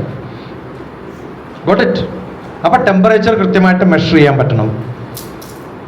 ആ മെഷർ ചെയ്യുന്നതിന് ഉപയോഗിക്കുന്ന കെമിസ്ട്രി, ഓരോ തെർമോസ്റ്റാറ്റിക് സംഭവങ്ങളും കെമിസ്ട്രിയാണ്. Yeah, good. Next, come on, fast. 6, 5, ഏതെങ്കിലും ഒരു നമ്പർ. 5. നമ്പർ പറയാനല്ല Question.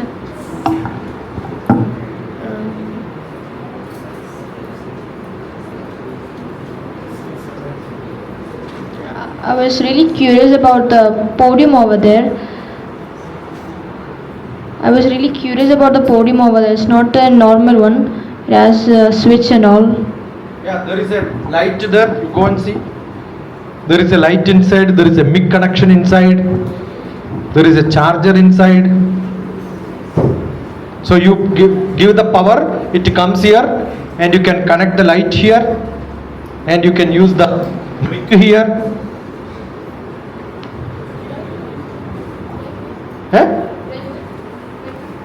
No, I don't think you have got a connector for that. No, എനിക്കറിയില്ല. Don't want to take a chance of connecting something and then I don't think it's working. Otherwise they would have connected, right? Yeah. Any questions?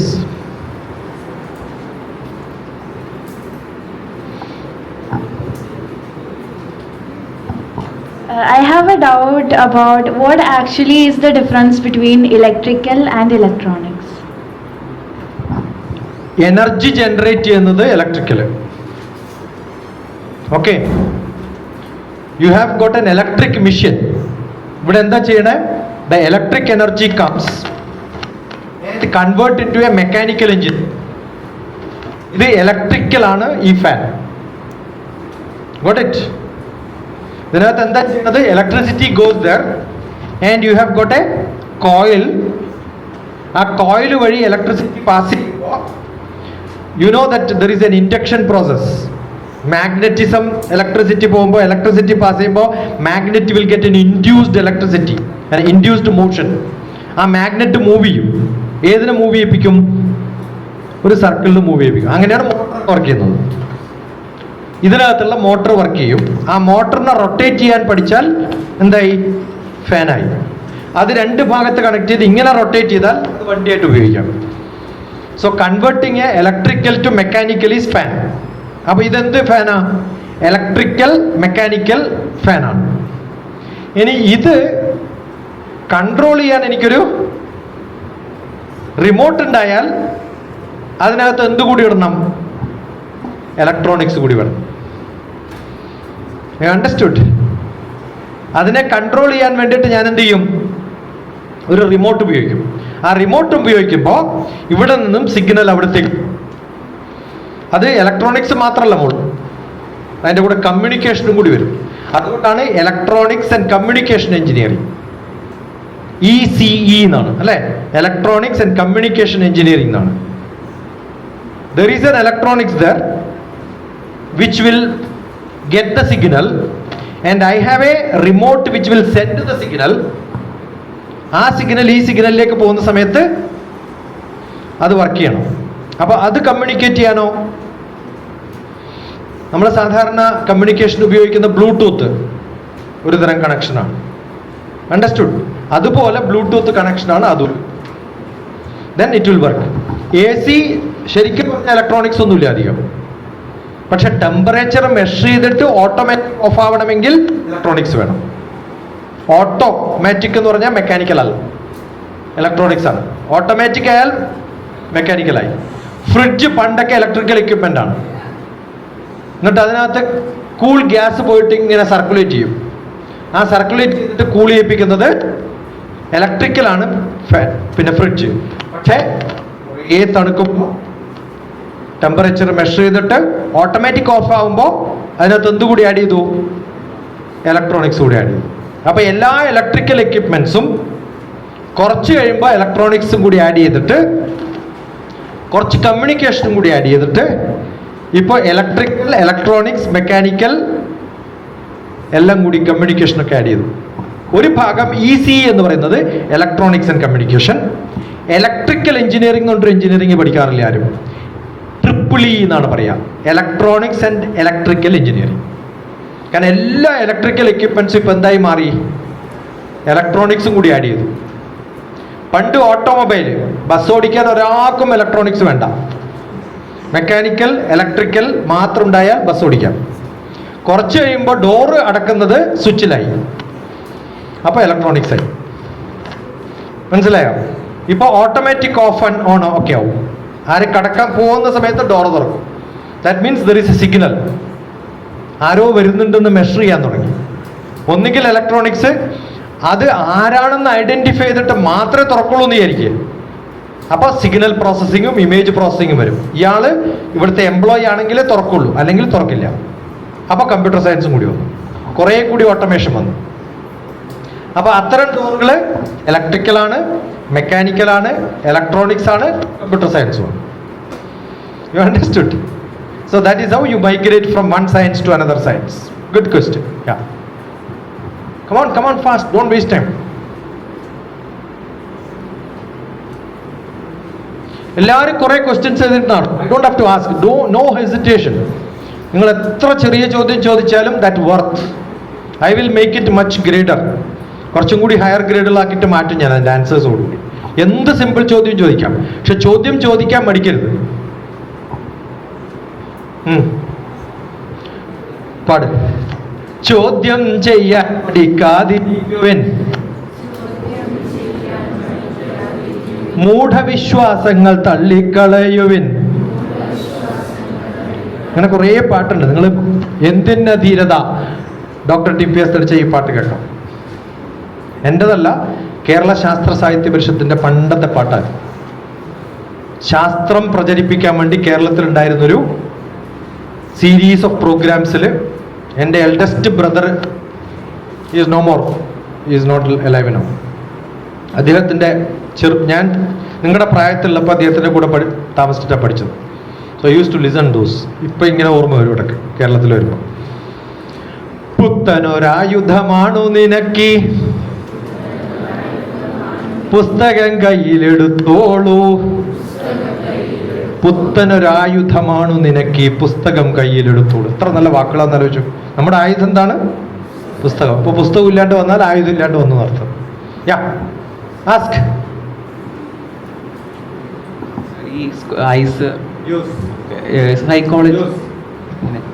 ഈ psychology research ചെയ്യാൻ ഇഷ്ടമാണെങ്കിൽ ഏറ്റവും best ആയിട്ടുള്ള institutes ചെയ്തോ, like IISER നല്ലതാണോ?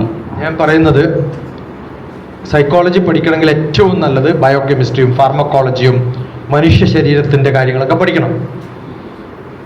അപ്പോൾ MBBS ആദ്യം പഠിക്കുക. സൈക്കോളജി ഒരു ജനറൽ സബ്ജക്റ്റാണ്. സൈക്കോളജി അപ്ലൈഡ് ആവുമ്പോൾ സൈക്യാട്രി ആവും. You understood? ശരിക്കും സൈക്കോളജി പഠിക്കണമെങ്കിൽ സൈക്യാട്രിയും കൂടി പഠിക്കണം. ഇവിടെയൊക്കെ BA സൈക്കോളജി ഒക്കെ കാണും. അവർ ഫാർമക്കോളജി പഠിക്കില്ല, ബയോകെമിസ്ട്രി പഠിക്കില്ല. ആളിനെന്താണെന്ന് അറിയില്ല, വയറ് കത്തും ടെൻഷൻ വരുമ്പോൾ ഇല്ലേ. അതെന്തുകൊണ്ടാന്ന് ചോദിച്ചാൽ അതെല്ലാവർക്കും ഉണ്ടാവുന്നു പറയും. അയാൾക്ക് അറിയാത്തതുകൊണ്ടാ. ഓക്കെ, അതെന്ത് കെമിസ്ട്രി അത് ഉണ്ടാക്കണമെന്ന് അറിയണമെങ്കിൽ എന്ത് പഠിക്കണം? MBBS പഠിക്കണം. അങ്കമാലിയിൽ ഒരു ഹോസ്പിറ്റലുണ്ട്. അവിടുത്തെ സൈക്കോതെറാപ്പിസ്റ്റ്, സൈക്കോളജിസ്റ്റ്, ക്ലിനിക്കൽ സൈക്കോളജി പഠിച്ചിട്ട് ഇരിങ്ങാലക്കുടക്കാരി. ഞാൻ യൂണിവേഴ്സിറ്റിയിലെ ഡയറക്ടറാകുമ്പോൾ 2007 എന്നെ വന്ന് കണ്ടിട്ട് BA സൈക്കോളജി പഠിച്ച ആളാണ്. പക്ഷെ BA സൈക്കോളജി പഠിച്ചാലും പിന്നെ മാസ്റ്റേഴ്സ് രാമചന്ദ്ര മെഡിക്കൽ മിഷൻ, ഏതാ നല്ല ഇൻസ്റ്റിറ്റ്യൂട്ട് എന്നാണ് ചോദിച്ചത്. പക്ഷേ ഇത് BA സൈക്കോളജിക്ക് പോകാൻ വേണ്ടിയിട്ട് ഇവിടെ വരരുത്. Because this is science. ഞാനിപ്പോൾ പറഞ്ഞല്ലോ ക്രൈസ്റ്റിൽ സൈക്കോളജിക്ക് പോയി, അത് BA സൈക്കോളജിയാണ്. കുറേ തിയറി പഠിക്കും, കുറേ പുസ്തകം പഠിക്കും. പക്ഷെ അതൊന്നും ഒരിക്കലും ജനറൽ സോഷ്യൽ സൈക്കോളജിക്കൊക്കെ നല്ലതാണ്. ഒരാളെ ട്രീറ്റ് ചെയ്യണമെങ്കിലൊന്നും ഈ സൈക്കോളജി ശരിക്കും അറിയണം. മനസ്സിലായോ? So it needs to learn a different style. ഞാൻ പഠിച്ചത് MS സൈക്കോതെറാപ്പിയാണ്. MA സൈക്കോളജി പഠിച്ച ഡിഫറെൻ്റ് ആണ്, പ്രാക്ടിക്കൽ അല്ല. പ്രാക്ടിക്കൽ സൈക്കോളജി പഠിക്കണമെങ്കിൽ ക്ലിനിക്കൽ സൈക്കോളജി, അത് കുറച്ചുകൂടി ക്ലിനിക്കിലുള്ള സൈക്കോളജിയാണ്. പ്രാക്ടിക്കൽ സൈക്കോളജി അത് പഠിപ്പിക്കാൻ പറ്റിയിട്ടുള്ള ഈ സൗത്ത് ഇന്ത്യയിലെ ഏറ്റവും നല്ല സ്ഥലം എന്ന് പറയുന്നത് രാമചന്ദ്ര മിഷൻ സെൻ്ററാണ്. അത് ക്ലിനിക്കൽ സൈക്കോളജി എനിക്ക് തോന്നുന്നു തൃശ്ശൂർ ഭാഗത്തൊരു കോളേജ് ഉണ്ട്. I don't name the college now because I don't want to advertise. അവിടെ പോയിട്ട് പിന്നെ രാമചന്ദ്ര മിഷനിൽ പോയിട്ട് പിന്നെ ജർമ്മനി പോയിട്ട് PhD എടുത്തിട്ടാണ് അങ്കമാലിയിൽ ഡോക്ടറായത്. ക്ലിനിക്കൽ സൈക്കോളജി അല്ലാതെ ജനറൽ സൈക്കോളജി പഠിക്കുന്ന കുറേ ആൾക്കാർ നമ്മൾ ഏത് യൂണിവേഴ്സിറ്റി പോയാലും കിട്ടും. കാരണം ഒരു പണിയും ഇല്ലാത്തവർക്ക് പഠിക്കാൻ പറ്റുള്ള സാധനം സൈക്കോളജി. നമുക്ക് കുറച്ചൊരു മെൻ്റൽ പ്രോബ്ലം ആകുമ്പോൾ പഠിക്കണം തോന്നുന്നൊരു സബ്ജക്റ്റ് ആയിരിക്കും. It's A time pass. It doesn't help anybody. Okay, അത് എപ്പോൾ വേണമെങ്കിലും പഠിക്കാം. പക്ഷെ നിങ്ങൾ MBBS ഒക്കെ പഠിച്ചിട്ട് സൈക്യാട്രി ഒക്കെ പഠിച്ചിട്ട് പഠിക്കുമ്പോൾ that will become true knowledge in that subject. ഇനി ശരിക്കും സൈക്കോളജി പഠിക്കണമെങ്കിൽ Indian psychology entirely different from western psychology. നമ്മൾ പഠിക്കുന്നതൊക്കെ വെസ്റ്റേൺ സൈക്കോളജിയാണ് ക്ലാസ്സുകളിൽ ഇരുന്നിട്ട്. BA സൈക്കോളജി അതൊന്നും ഇവിടെ അപ്ലിക്കബിൾ അല്ല. കാരണം social system in India is different from social system in A different place. അപ്പോൾ നമ്മൾ കൗൺസിലിംഗ് ചെയ്യുന്ന സമയത്ത് അത് പഠിച്ചിട്ട് ചെയ്തു കഴിഞ്ഞാൽ പൊളിയും. അതുകൊണ്ട് പലരോടും ഞാൻ പറയാനുള്ളത്, ഇപ്പം എല്ലാ CBSEയിലും കുറേ സൈക്കോളജിസ്റ്റും സൈക്കോതെറാപ്പിസ്റ്റൊക്കെ വെക്കണമെന്ന് ഗവൺമെൻറ് റൂൾ കൊണ്ട് വെച്ചിട്ടുണ്ടാവും. അവർ ഞാൻ ടീച്ചേഴ്സിൻ്റെ ക്ലാസ്സിൽ കയറുമ്പോൾ ആരും ഉപദ്രവിക്കാണ്ട് മിണ്ടാണ്ടിരുന്നോളാൻ പറയും. കാരണം ഒരാളും പോയിട്ട് നമ്മുടെ മെൻ്റൽ വിഷമം നമ്മളെ ശരിക്കും അറിയുന്നവർക്കേ നമ്മൾ പറയാൻ പറ്റുള്ളൂ, ആണോ അല്ലയോ? അപ്പം ഞാനിപ്പോൾ 1 മണിക്കൂറൊക്കെ കഴിഞ്ഞിട്ട് ചിലപ്പം നമ്മുടെ അടുത്ത് വന്നിട്ട് കുട്ടികൾ പറയും ഇന്ന പ്രശ്നങ്ങളൊക്കെ ഉണ്ട്, ഇന്ന വിഷമങ്ങൾ. അപ്പം ഞാൻ ചോദിക്കാറുണ്ട് നിങ്ങളുടെ സ്കൂളിൽ എന്ത് therapist? You have to advertise, you have to go to them, talk to them, you should feel comfortable, അല്ലേ? അതുകൊണ്ട് സൈക്കോളജി പഠിച്ചതുകൊണ്ട് you don't get a profession. Research ചെയ്താലും കുറേ കേസുകളില്ലാണ്ട് യു കനോട്ട് ഡു റിസർച്ച്. അപ്പോൾ അതുകൊണ്ട് മിക്കവാറും ഡിപ്രസ്ഡ് ആയിട്ടുള്ളതും പ്രശ്നങ്ങളുള്ളവരും ഒക്കെ അവരുടെയൊക്കെ ധാരണ ഞാനിത് പഠിച്ചു കഴിഞ്ഞാൽ ശരിയാവുന്നതാണ്. സാധാരണ നിങ്ങളുടെ പ്രായത്തിലുള്ള കുട്ടികളുടെയൊക്കെ പ്രശ്നത്തിൽ ഏറ്റവും വലിയ പ്രശ്നം എന്താന്ന് പറയാം? What is your problem? ഒരു ജനറൽ സ്റ്റേറ്റ്മെന്റ് ഞാൻ പറയാം, കോൺസെൻട്രേഷൻ ഇല്ല എന്നുള്ളതാണ്. ആണോ അല്ലയോ? ക്ലാസ്സിൽ ശ്രദ്ധിച്ചിരിക്കാൻ പറ്റണില്ല, ഫുൾ ടൈം 100% കോൺസെൻട്രേറ്റ് ചെയ്യാൻ പറ്റുമോ? സാധാരണ ക്ലാസ്സിൽ വളരെ കുറവ്. ഇപ്പം ഞാനിപ്പോൾ 1 മണിക്കൂർ 2 മണിക്കൂറായി സംസാരിക്കുന്നത്. നിങ്ങൾ എഴുതാൻ പറഞ്ഞില്ലെങ്കിൽ നിങ്ങൾ ശ്രദ്ധ കുറയും, ഉറപ്പല്ലേ? ഞാൻ ഒരാളെ പിടിച്ചിട്ടൊന്ന് വഴക്ക് പറഞ്ഞില്ലെങ്കിൽ നിങ്ങൾ കുറച്ചും കൂടി സംസാരിച്ചേനെ, ശരിയല്ലേ? ഇത് സൈക്കോളജി അറിയുന്നതുകൊണ്ട് ചെയ്തതാ, അവൻ ചെയ്തിട്ട് കുറ്റമൊന്നും ചെയ്തിട്ടില്ല. It's a psychology, you understood? അങ്ങനെ പറഞ്ഞാലേ നിങ്ങൾ കുറച്ച് സ്ട്രിക്റ്റ് ആവുള്ളൂ എന്നുള്ളതാണ്. Got it?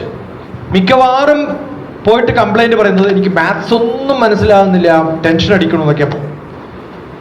How many of you can concentrate 2 hours continuously in mathematics എന്ന് ചോദിച്ചാൽ പറ്റില്ല, കോൺസെൻട്രേറ്റ് ചെയ്യാൻ പറ്റുന്നില്ല. എല്ലാവർക്കും ഉള്ള കുഴപ്പമാണ്, കോൺസെൻട്രേറ്റ് ചെയ്യാൻ പറ്റുന്നില്ല. എന്തേ കോൺസെൻട്രേഷൻ? 2 മണിക്കൂർ മാത്സ് കോൺസെൻട്രേഷൻ ഇല്ല, 2 മണിക്കൂർ സിനിമക്ക് പോയാൽ കോൺസെൻട്രേഷൻ ഇല്ല, തലവേദനയാണെന്ന കാര്യം പറയാറുണ്ടോ? ക്ലാസ്സിലിരിക്കുമ്പോൾ തലവേദന, വയറുവേദന, നടുവേദന, ഷോൾഡർ പെയിൻ, കണ്ണുവേദന, ഇച്ചിങ്, എന്തൊക്കെയോ പ്രശ്നങ്ങൾ വരും. സിനിമ തിയേറ്ററിൽ പോയിട്ട് ഈ പ്രശ്നങ്ങളൊക്കെ ആർക്കും ഉണ്ടായിട്ടുണ്ട് ഇതുവരെ? ഉണ്ടോ? എന്താ കാരണം? You know what's the reason? നിങ്ങൾ ആരെങ്കിലും സിനിമക്ക് പോകുമ്പോൾ ഇതുവരെ പ്രിപ്പയർ ചെയ്യാണ്ട് പോയിട്ടുണ്ടോ? ഏത് സിനിമക്കാ പോകണമെന്ന് നിങ്ങൾക്ക് അറിയാം? Yes or no? അതാരാ ഡയറക്റ്റ് ചെയ്തതെന്ന് അറിയാം? കുറച്ചെങ്കിലും അതിൻ്റെ പാട്ട് ഏതാന്ന് കേട്ടിട്ടുണ്ടാവും, ആരാ അഭിനയിക്കുന്നത് അറിയിട്ടുണ്ടാവും, കഥ എന്താണെന്ന് അറിഞ്ഞിട്ടുണ്ടാവും. നിങ്ങൾ 4 പേരോട് പറയും ഞാൻ ഇന്ന് സിനിമക്ക് പോവാന്ന്, പറയോ ഇല്ലയോ? നിങ്ങൾ ആരെങ്കിലും മാത്സ് പഠിക്കുമ്പോൾ ഞാൻ ഇന്ന് പോളിനോമിയൽസിൻ്റെ ഡെറിവേഷൻ പഠിക്കാൻ പോവാണെന്നത് ആരോടെങ്കിലും പറഞ്ഞിട്ടുണ്ടോ? എന്താ പഠിക്കാൻ പോകണമെന്ന് വല്ല ബോധമുണ്ടോ ക്ലാസ്സിൽ വരുന്നവരെ? ടീച്ചർ എടുക്കുമ്പോൾ അതങ്ങോട്ട് പറയും, ഇത്രയല്ലേ ഉള്ളൂ. അതാണ് കുഴപ്പം. നിങ്ങളൊന്ന് പ്രിപ്പയർ ചെയ്തിട്ട് പോയാട്ടെ, യു വിൽ ചേഞ്ച്. അപ്പൊ പഠിക്കാനുള്ള മെത്തഡോളജിയിൽ ആദ്യം ചെയ്യേണ്ടത്, ഓക്കെ, പഠിക്കാനുള്ള സൈക്കോളജി ഞാൻ പറയണേ, അത് നിങ്ങളുടെ സാധാരണ തെറാപ്പിസ്റ്റ് പറഞ്ഞു തരില്ല. പ്രോബ്ലം എന്ന് പറഞ്ഞപ്പോൾ സൈക്കോളജി പഠിക്കുന്ന ആളും സൈക്കോളജിസ്റ്റ് ആയിട്ടിരിക്കുന്ന ആളും പറയും മാത്സ് അല്ലേ, അതെനിക്കും ബുദ്ധിമുട്ടായിരുന്നു, അതുകൊണ്ടല്ലേ ഞാൻ സൈക്കോളജി പഠിച്ചത്. അവർക്ക് മാത്സ് ഇഷ്ടമാണെങ്കിൽ അവർ മാത്സ് പഠിച്ചിട്ട്, അല്ലേ? അവർക്ക് എഞ്ചിനീയറിങ്ങോ മെഡിസിനോ ഒക്കെ കിട്ടിയിട്ടുണ്ടെങ്കിൽ അവർ തെറാപ്പിസ്റ്റായിട്ട് പോവും. ഒന്നും കിട്ടാത്തപ്പോൾ ചെയ്ത പണിയാണ്. എന്നിട്ട് നിങ്ങൾ പ്രശ്നം ഉണ്ടാകുമ്പോൾ അവിടെ പോയാൽ അവരും അതന്നെ പറയാം. So it doesn't help you. അപ്പൊ ശരിക്കും വേണ്ടത് നല്ലപോലെ പ്രിപ്പയർ ചെയ്യാം. ഓക്കെ, ഇപ്പം ഞാനൊക്കെ BSc പഠിക്കുക, ഇപ്പോഴും എൻ്റെ വാട്സപ്പ് ഗ്രൂപ്പ് ഉണ്ട്, എനിക്ക് ഒരു സത്സംഗ് ഗ്രൂപ്പ്. അതിനകത്ത് എൻ്റെ മാത്സ് ടീച്ചറുണ്ട്, എന്നെ മാത്തമാറ്റിക്സ് പഠിപ്പിച്ച ടീച്ചറുണ്ട്. ഓക്കെ, മഹാമോശം സ്റ്റുഡൻ്റ് ആയിരുന്നു ഞാൻ. പക്ഷെ ഞാൻ നല്ലതാവാൻ തീരുമാനിച്ചപ്പോഴത്തേക്ക് എന്ത് ചെയ്യും, ഞാൻ ഉപയോഗിച്ച ടെക്നിക്കാണ് ഇപ്പോൾ പറയണത്. ടീച്ചർ ഒരു ക്വസ്റ്റ്യൻ ഇങ്ങനെ എഴുതിയിട്ട് സോൾവ് ദിസ് എന്ന് പറഞ്ഞു. എല്ലാവരും സോൾവ് ചെയ്യല്ലോ അല്ലേ? ഞാൻ ഇങ്ങനെ സോൾവ് ദിസ്. ഇപ്പം എൻ്റെ അടുത്ത് വന്നിട്ട് അതെന്ത് ഞാൻ പറഞ്ഞു, 2 ഇക്വേഷനാണ് തന്നത്, I will give you that equation. അതല്ല, ഈക്വലൻ്റ് ആയിട്ട് സിമ്പിൾ ആയിട്ടൊരു ഇക്വേഷൻ തരാം. കാരണം നിങ്ങൾ ഈ പ്രായമാണല്ലോ, 11ാം ക്ലാസ് അല്ലേ, ഞാൻ BSc പഠിക്കുമ്പോഴാണ്, സെക്കൻഡ് ഇയർ BSc മാത്സ് പഠിക്കുമ്പോഴുള്ള പ്രോബ്ലം നിങ്ങൾക്ക് ഇപ്പോൾ തരുന്നില്ല, സിമ്പിൾ ആയിട്ടുള്ളത് തരാം. ഓക്കെ,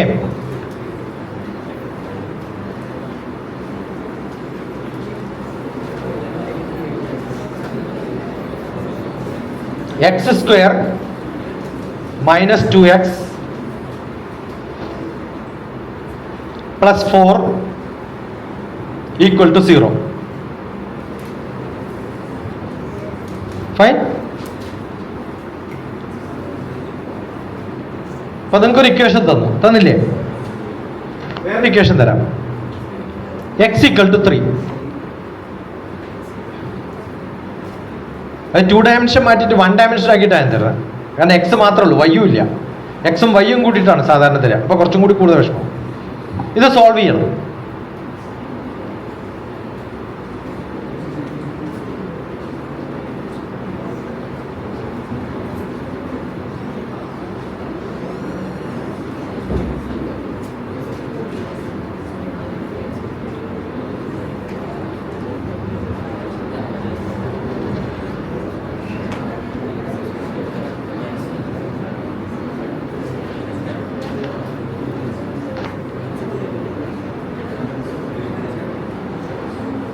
നിങ്ങളെല്ലാം മണ്ടന്മാരാ. ഇതേ ചോദ്യം ഞാനിപ്പോൾ പറഞ്ഞത്. എൻ്റെ ടീച്ചർ തന്നു, സോൾവ് ചെയ്യാൻ പറഞ്ഞു, എല്ലാവരും സോൾവ് ചെയ്യാൻ തുടങ്ങി, ഞാൻ ചെയ്യാണ്ടിരുന്നു. എന്താ കാരണം? ഇത് മണ്ടത്തരാ, ചോദ്യം തെറ്റിയതാ. ഞാൻ തെറ്റായ ചോദ്യം തന്നത്, മനസ്സിലാണ്ടോ? ഞാൻ ആദ്യം പറഞ്ഞത് x² - 2x+4 എന്നാണ്. That is x - 2 whole square ആണ്, അല്ലെങ്കിൽ x+2 - (2)² അല്ലെങ്കിൽ ഏതെങ്കിലും ഒരു നമ്പർ. x - 4 x - 2 ആണെങ്കിലും ഒരേപോലെ തന്നെയാണ്. അത് x - 2 ഹോൾ സ്ക്വയർ ആണ്. അപ്പൊ x = 2 ആ കിട്ടുക. അടുത്തത് ഞാൻ x = 3 എന്നാ പറഞ്ഞത്. അവിടുത്തെ സോൾവ് ചെയ്യാനുള്ളത് നിങ്ങൾ സോൾവ് ചെയ്ത x അല്ലേ കിട്ടുക. ഞാൻ നേരിട്ട് തന്നില്ലേ x, പിന്നെ എന്തിനാ സോൾവ് ചെയ്യണേ?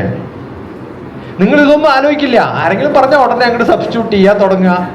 ബുദ്ധി ആലോചിക്കുന്നില്ല. മനസ്സിലായോ? ഇതിപ്പോ ഞാൻ സിമ്പിളാ പറഞ്ഞത്, പക്ഷേ ഇതിനേക്കാളും കോംപ്ലിക്കേറ്റഡ് ആയിരുന്നു തന്നത്. x and y വന്നിരുന്നുള്ള ഒരു ഇക്വേഷൻ ആണ്. ഞാൻ ആദ്യം പറഞ്ഞത് x - 2 ഹോൾ സ്ക്വയർ എന്നാണ്. അപ്പോൾ എന്ത് പറ്റും? x = 2 എന്ന് പറയുമ്പോൾ എൻ്റെ അടുത്തൊരു ലൈനാണ് ഉണ്ടാവുക. മറ്റേത് ഒരു സർക്കിളാണ്. ഒരു സർക്കിളും മറ്റേത് ലൈനുമാണ്. സർക്കിൾ എന്ന് പറയുന്നത് താഴെയും ലൈൻ മോളും ആണെങ്കിൽ അത് രണ്ടും മുട്ടില്ല. അത് ഒരു പോയിന്റിൽ മുട്ടിയാൽ നിങ്ങൾക്ക് സോൾവ് ചെയ്യുമ്പോൾ ഒരു പോയിന്റ് കിട്ടും. അത് കട്ട് ചെയ്താൽ 2 പോയിന്റ് കിട്ടും. ഇതാണ് ജോമെട്രി. എന്നോട് സോൾവ് ചെയ്യാൻ പറഞ്ഞപ്പോൾ ഞാൻ പറഞ്ഞു അത് മുട്ടില്ല.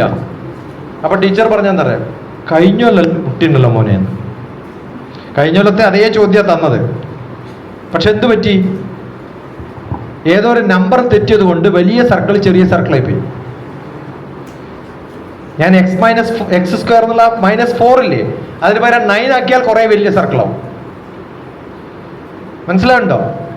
അത് 3 റേഡിയസ് ഉള്ളതായാൽ കറക്റ്റ് ആയിട്ടൊരു പോയിന്റിൽ നിങ്ങൾക്ക് കിട്ടും സൊല്യൂഷൻ. അത് 4 ആണെങ്കിൽ x = 3 കട്ട് ചെയ്യുമ്പോൾ 2 പോയിന്റ്സിൽ കട്ട് ചെയ്യും. അപ്പൊ ഞാൻ ടീച്ചറോട് പറഞ്ഞു, ഗ്രന്ഥം 3 പകർത്തിയിട്ട് മുഹൂർത്തം മൂത്രമായിടുന്നു.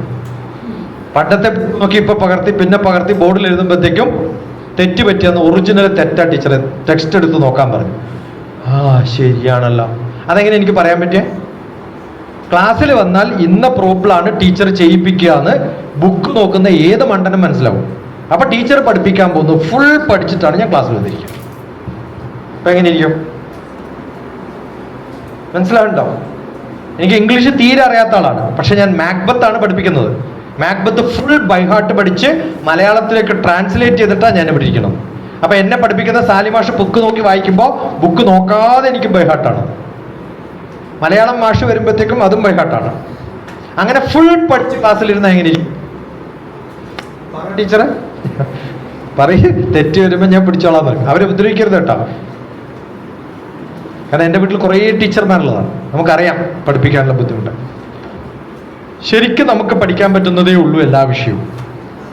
പക്ഷെ നിങ്ങൾ ആരും വരുന്നതിന് മുമ്പ് പഠിക്കാറില്ല. ഉണ്ടോ ക്ലാസ്സിൽ വരുന്നതിന് മുമ്പ്? ഇപ്പം നിങ്ങൾ വരുന്നതിന് മുമ്പ് ഡോക്ടർ TP ശശികുമാറാണ് വരുന്നത് പറയും.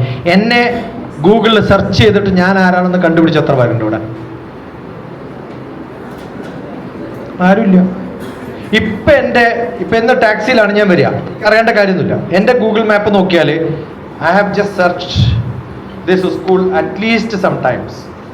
രണ്ടാമത്തെ പ്രസന്റ് ആണോ അല്ലയോ? ഞാനിത് കണ്ടുപിടിക്കേണ്ട കാര്യമൊന്നുമില്ല. കാരണം ടാക്സി ഡ്രൈവർ എന്നെ എത്തിച്ചു എനിക്ക് ഉറപ്പാണ്. പക്ഷെ എന്നാലും വരുന്നതിന് മുമ്പ് കംപ്ലീറ്റ് പഠിക്കും. എത്ര സ്ഥലമുണ്ട്, എവിടെയൊക്കെയാണ്, ഏത് ഭാഗത്താണ്, ഇതൊക്കെ പഠിച്ച് ടൈം പോകും. So study before coming to the place.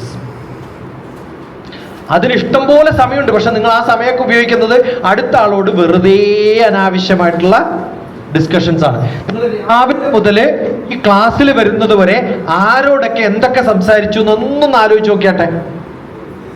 ഒന്നും സയൻസ് ആവില്ല, ഒന്നും പഠിക്കാനുള്ള വിഷയാവില്ല, വെറുതെ സമയം കളയാണ്, ആണോ അല്ലയോ? ഏത് ഒരു പണിയില്ലാത്ത ആളോ അല്ലെങ്കിൽ എന്തെങ്കിലും വ്യത്യസ്തമായ പണിയുള്ള ആൾക്കാരോ, ഒരു കൂലിയും ജോലിയും ഇല്ലാണ്ട് തെണ്ടുന്നവരോ, അല്ലെങ്കിൽ സാധാരണ കാഷ്വൽ പണിയെടുക്കുന്നവരോ സംസാരിക്കുന്നതിനേക്കാളും ചീപ്പായിട്ടുള്ള സംഭവമാണ് നിങ്ങൾ അന്യോന്യം സംസാരിക്കുന്ന സമയം കളയുന്നത്.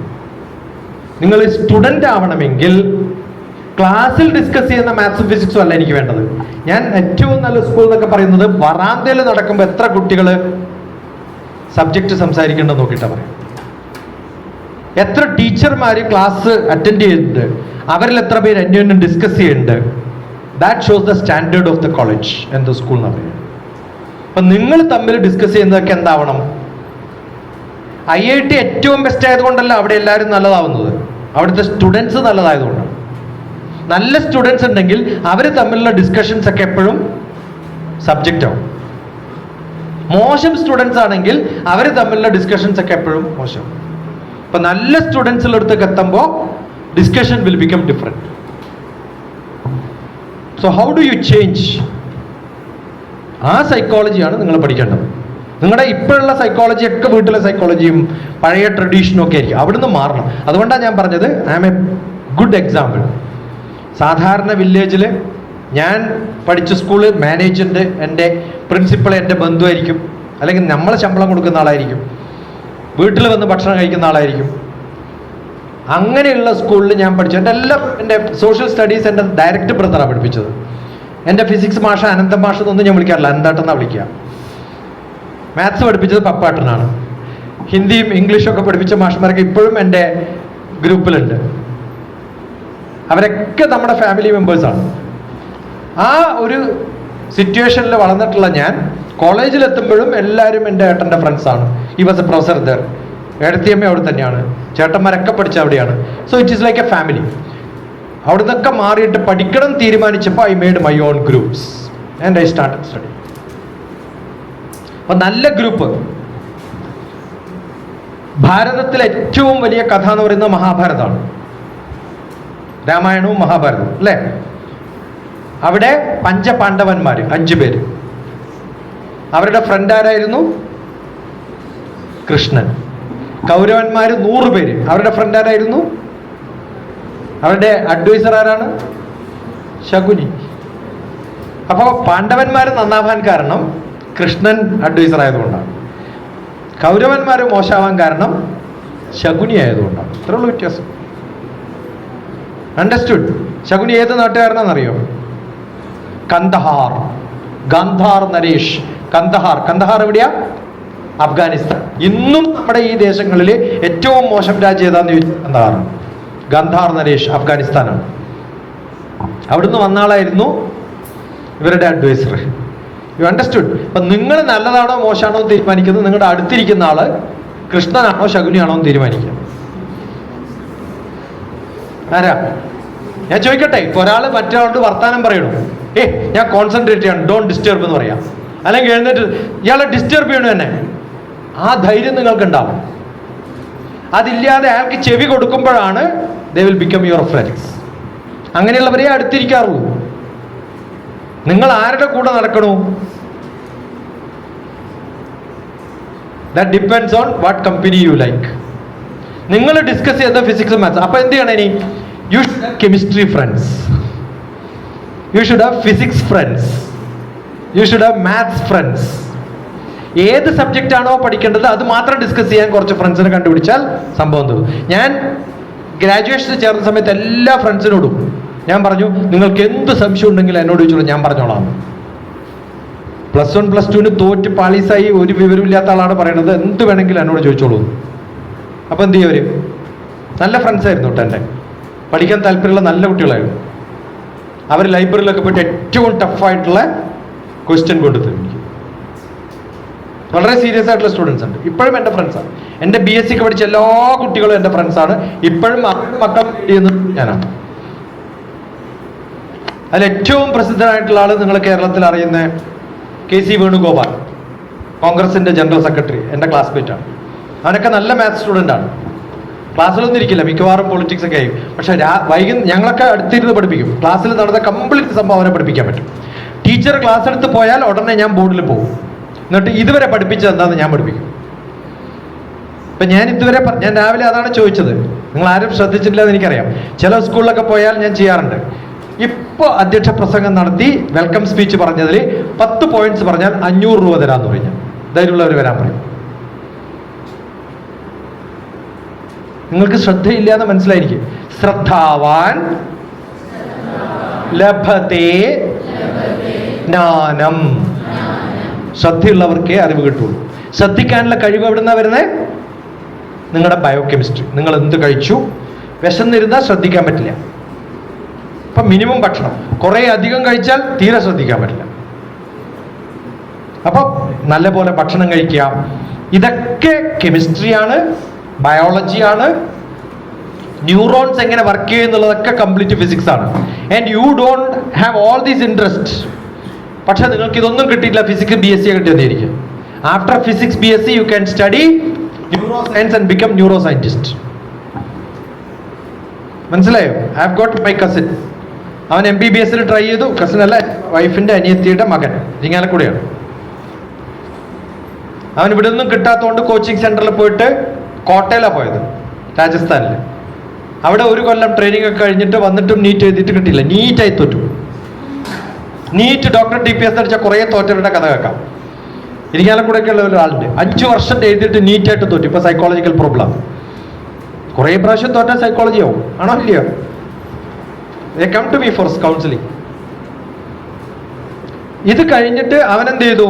തീരുമാനിച്ചു ഞാൻ ഫിസിക്സ് പഠിക്കാൻ. ബോംബെ പോയിട്ട് ഒരു ഓട്ടോണമസ് കോളേജിൽ BSc ഓണേഴ്സ് പഠിച്ചു. അത് കഴിഞ്ഞ് കിങ്സ് കോളേജ് ലണ്ടനിൽ പോയിട്ട് ന്യൂറോ സയൻസിൽ മാസ്റ്റേഴ്സ് കഴിഞ്ഞു. ഇപ്പൊ ഇറ്റലിയിൽ PhD ചെയ്യും. ഓക്കെ. അപ്പോ ഇപ്പൊ അയാൾ ആരാന്ന് ചോദിച്ചാൽ is A more than A doctor. ഇനി ബയോളജി മാത്രം പഠിച്ചിട്ട് യു ക്യാൻ ബിക്കം എ, ഇപ്പം എൻ്റെ മകൻ്റെ വുഡ് ബി മാരി ചെയ്യാൻ പോകുന്ന കുട്ടി, she is into stem cells. ഇപ്പം ഞാൻ പറഞ്ഞ ഇരിങ്ങാലക്കുടക്കാരനും എൻ്റെ മകൻ്റെ വുഡ് ബിയും രണ്ടാളും മീറ്റ് ചെയ്ത് ഒരേ കോൺഫറൻസിൽ. ഒരാൾ ബയോളജി പഠിച്ചിട്ട് സ്റ്റെം സെല്ല് പഠിച്ചു, മറ്റേ ആൾ ന്യൂറോ സയൻസ് പഠിച്ചിട്ടും. രണ്ടാളും അറ്റൻഡ് ചെയ്യുന്നത് ഒരേ മെഡിക്കൽ കോൺഫറൻസിലാണ്. മനസ്സിലാവുണ്ടോ? അപ്പൊ നിങ്ങൾ ഫിസിക്സ് പഠിച്ചാലും അവിടെ എത്താം, ബയോളജി BSc ബയോളജി പഠിച്ചാലും MS BS എടുത്തിട്ടും നിങ്ങൾക്ക് അവിടെ പഠിക്കാം. പക്ഷെ എവിടെ പഠിക്കണം? സാധാരണ കോളേജിൽ പഠിച്ചാൽ പോരാ. എവിടെ പഠിക്കണം? Worlds best universities. ഇനി അതൊക്കെ നിങ്ങൾക്ക് ഇവിടെ വെച്ച് പഠിക്കാൻ പറ്റുമോ? യെസ്. ഇന്നത്തെ ലോകം എന്ന് പറയുന്നത് on computer, on your fingertips, you can get connected to the whole world. ഏത് യൂണിവേഴ്സിറ്റിയിലെ കോഴ്സ് നിങ്ങൾക്ക് ചെയ്യാം. അപ്പൊ നിങ്ങൾക്ക് ഏറ്റവും ഇഷ്ടമുള്ള വിഷയമോ ഇഷ്ടമില്ലാത്ത വിഷയമോ കുറച്ച് എക്സ്ട്രാ പഠിക്കണമെന്നുണ്ടെങ്കിൽ massive open online courses, MOOC, ഇതൊക്കെ നിങ്ങൾക്ക് പഠിക്കാം. പക്ഷെ താല്പര്യം ഉണ്ടാവണം, ആ ഗ്രൂപ്പ് ഉണ്ടാവണം, നിങ്ങൾ അവിടത്തേക്ക് മോഡറേറ്റ് ചെയ്യാൻ പറ്റണം, അങ്ങനെ ഗൈഡ് ചെയ്യാൻ പറ്റണം. അങ്ങനെ ഗൈഡ് ചെയ്യാൻ പറ്റുന്ന ഒരു ഗ്രൂപ്പ് ഓഫ് ആൾക്കാർ, കുറേ ഗ്രൂപ്പ് കൂടെ ചേർന്നിട്ട് നല്ലപോലെ എഫേർട്ട് എടുത്താൽ ഞാൻ മാത്രമല്ല എൻ്റെ ഗ്രൂപ്പിൽ എല്ലാവരും നന്നാവും. So creating a good group, getting a good direction and learning all this is very very essential. അതല്ലെങ്കിൽ നിങ്ങൾക്ക് സാധാരണയൊക്കെ പോലെയാവാം. നിങ്ങളുടെ ചിന്തകൾ എവിടെയാവണം? To reach the highest. അവിടെ എത്തണമെങ്കിൽ കുറേ കാര്യങ്ങൾ ചെയ്യാം. അത് വിഷ്വലൈസ് ചെയ്യാൻ പറ്റണം. ഞാനൊക്കെ ഭാഗ്യം ഫിസിക്സ് ഒക്കെ പഠിക്കുമ്പോൾ അങ്ങനെയൊന്നും പഠിക്കാൻ പറ്റിയിട്ടില്ലെങ്കിലും കുറേ കാലം കഴിഞ്ഞിട്ട് ഞാനിപ്പോൾ എൻ്റെ കുട്ടികളെയൊക്കെ കൊണ്ട് ക്യാമ്പ് നടത്താൻ എൻ്റെ നാട്ടിലെത്തുമ്പോൾ ഏറ്റവും നല്ല ബാച്ചിന് നല്ല മാഷും മോശം ബാച്ചിന് മോശം മാഷും വരും. ഞങ്ങളുടെ സ്കൂളിലൊക്കെ അങ്ങനെയാണ്. അങ്ങനെ ഏറ്റവും മോശം മാഷ കിട്ടിയിട്ടുള്ളതായിരിക്കും.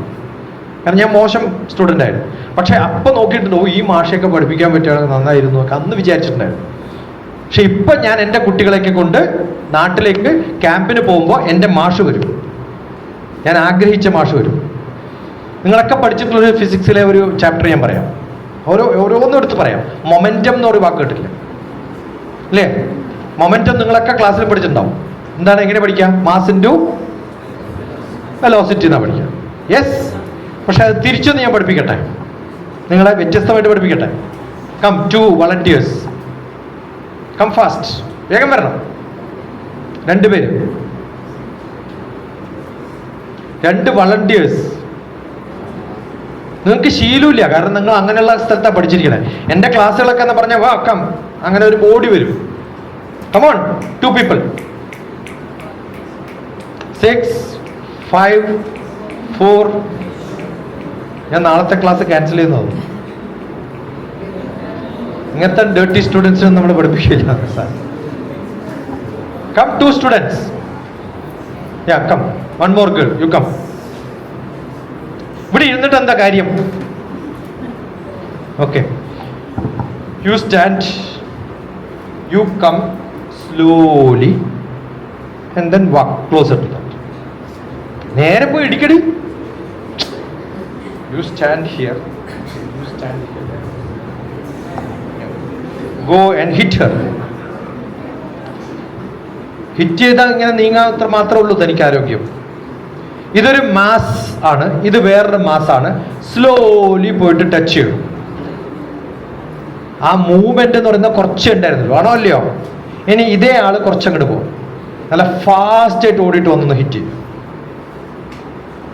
അപ്പൊ കുറച്ചുകൂടി ദൂരം പോയില്ലേ? അപ്പോൾ മാസ് വെലോസിറ്റി കൂടുമ്പോൾ ഉണ്ടാകുന്ന ഇമ്പാക്റ്റ് ആണ് നിങ്ങൾ മെഷർ ചെയ്യുന്ന മൊമെന്റം. മനസ്സിലാവേണ്ട പറയണേ? What is momentum? നിങ്ങളെ കൈ ഇങ്ങനെ പിടിക്കുക. Show this side.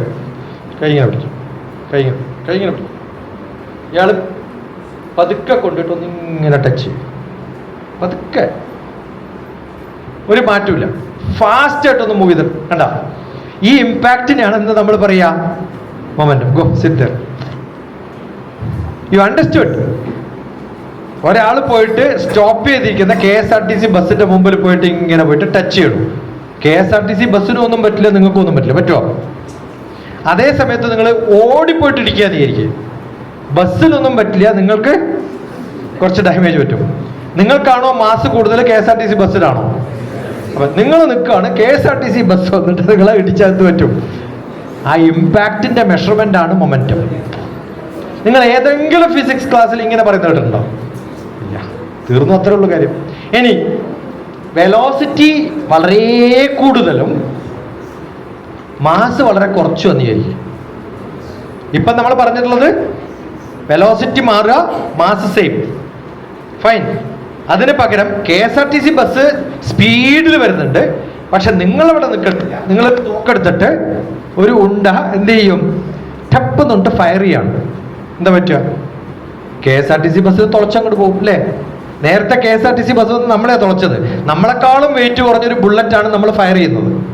പക്ഷെ അവിടെ എന്താ കൂടിയത്? വെലോസിറ്റി. ഒന്നുകിൽ മാസ് കൂടണം, അല്ലെങ്കിൽ വെലോസിറ്റി കൂടണം. മാസും വെലോസിറ്റിയും ഉണ്ടാക്കുന്ന ഇമ്പാക്റ്റ് മെഷർ ചെയ്യുന്നതാണ് മൊമെന്റം. ഈ കൺസെപ്റ്റോട് കൂടി നിങ്ങൾ ആ ബുക്ക് ഒന്ന് വായിച്ചാലുണ്ടാവല്ലോ, it will become an entirely different experience. Got it? നിങ്ങളൊക്കെ പഠിച്ചിട്ടുള്ള സിമ്പിൾ പെൻഡുലം. ഓക്കെ, ഏറ്റവും നല്ല ഫിസിക്സ് പ്രൊഫസറുടെ ഒരു ബുക്കിന്റെ പേരാണ് ലവ് ഫോർ ഫിസിക്സ്.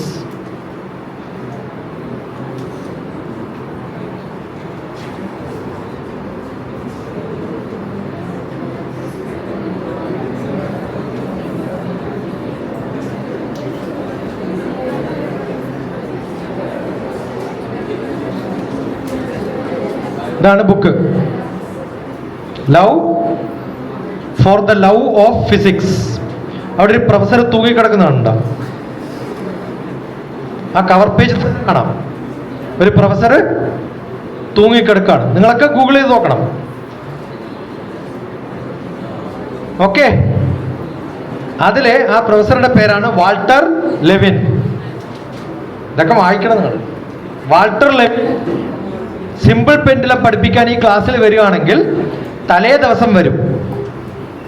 എന്നിട്ട് മുകളിലൊരു ഹുക്ക്, ഈ ഹുക്കില്ലേ, ആ ഹുക്കിന്റെ മുകളിലൊരു ചെയിൻ കെട്ടിയിട്ട് വെക്കും. എന്നിട്ട് അതിൽ കിടന്നിട്ട് ക്ലാസ്സിൽ പഠിപ്പിക്കും. എന്നിട്ട് ഒരാൾ അയാളുടെ കാല് നല്ലോണം വലിക്കുക, എന്നിട്ട് അങ്ങോട്ട് വിടുക. വിടുമ്പോൾ എന്ത് ചെയ്യുക?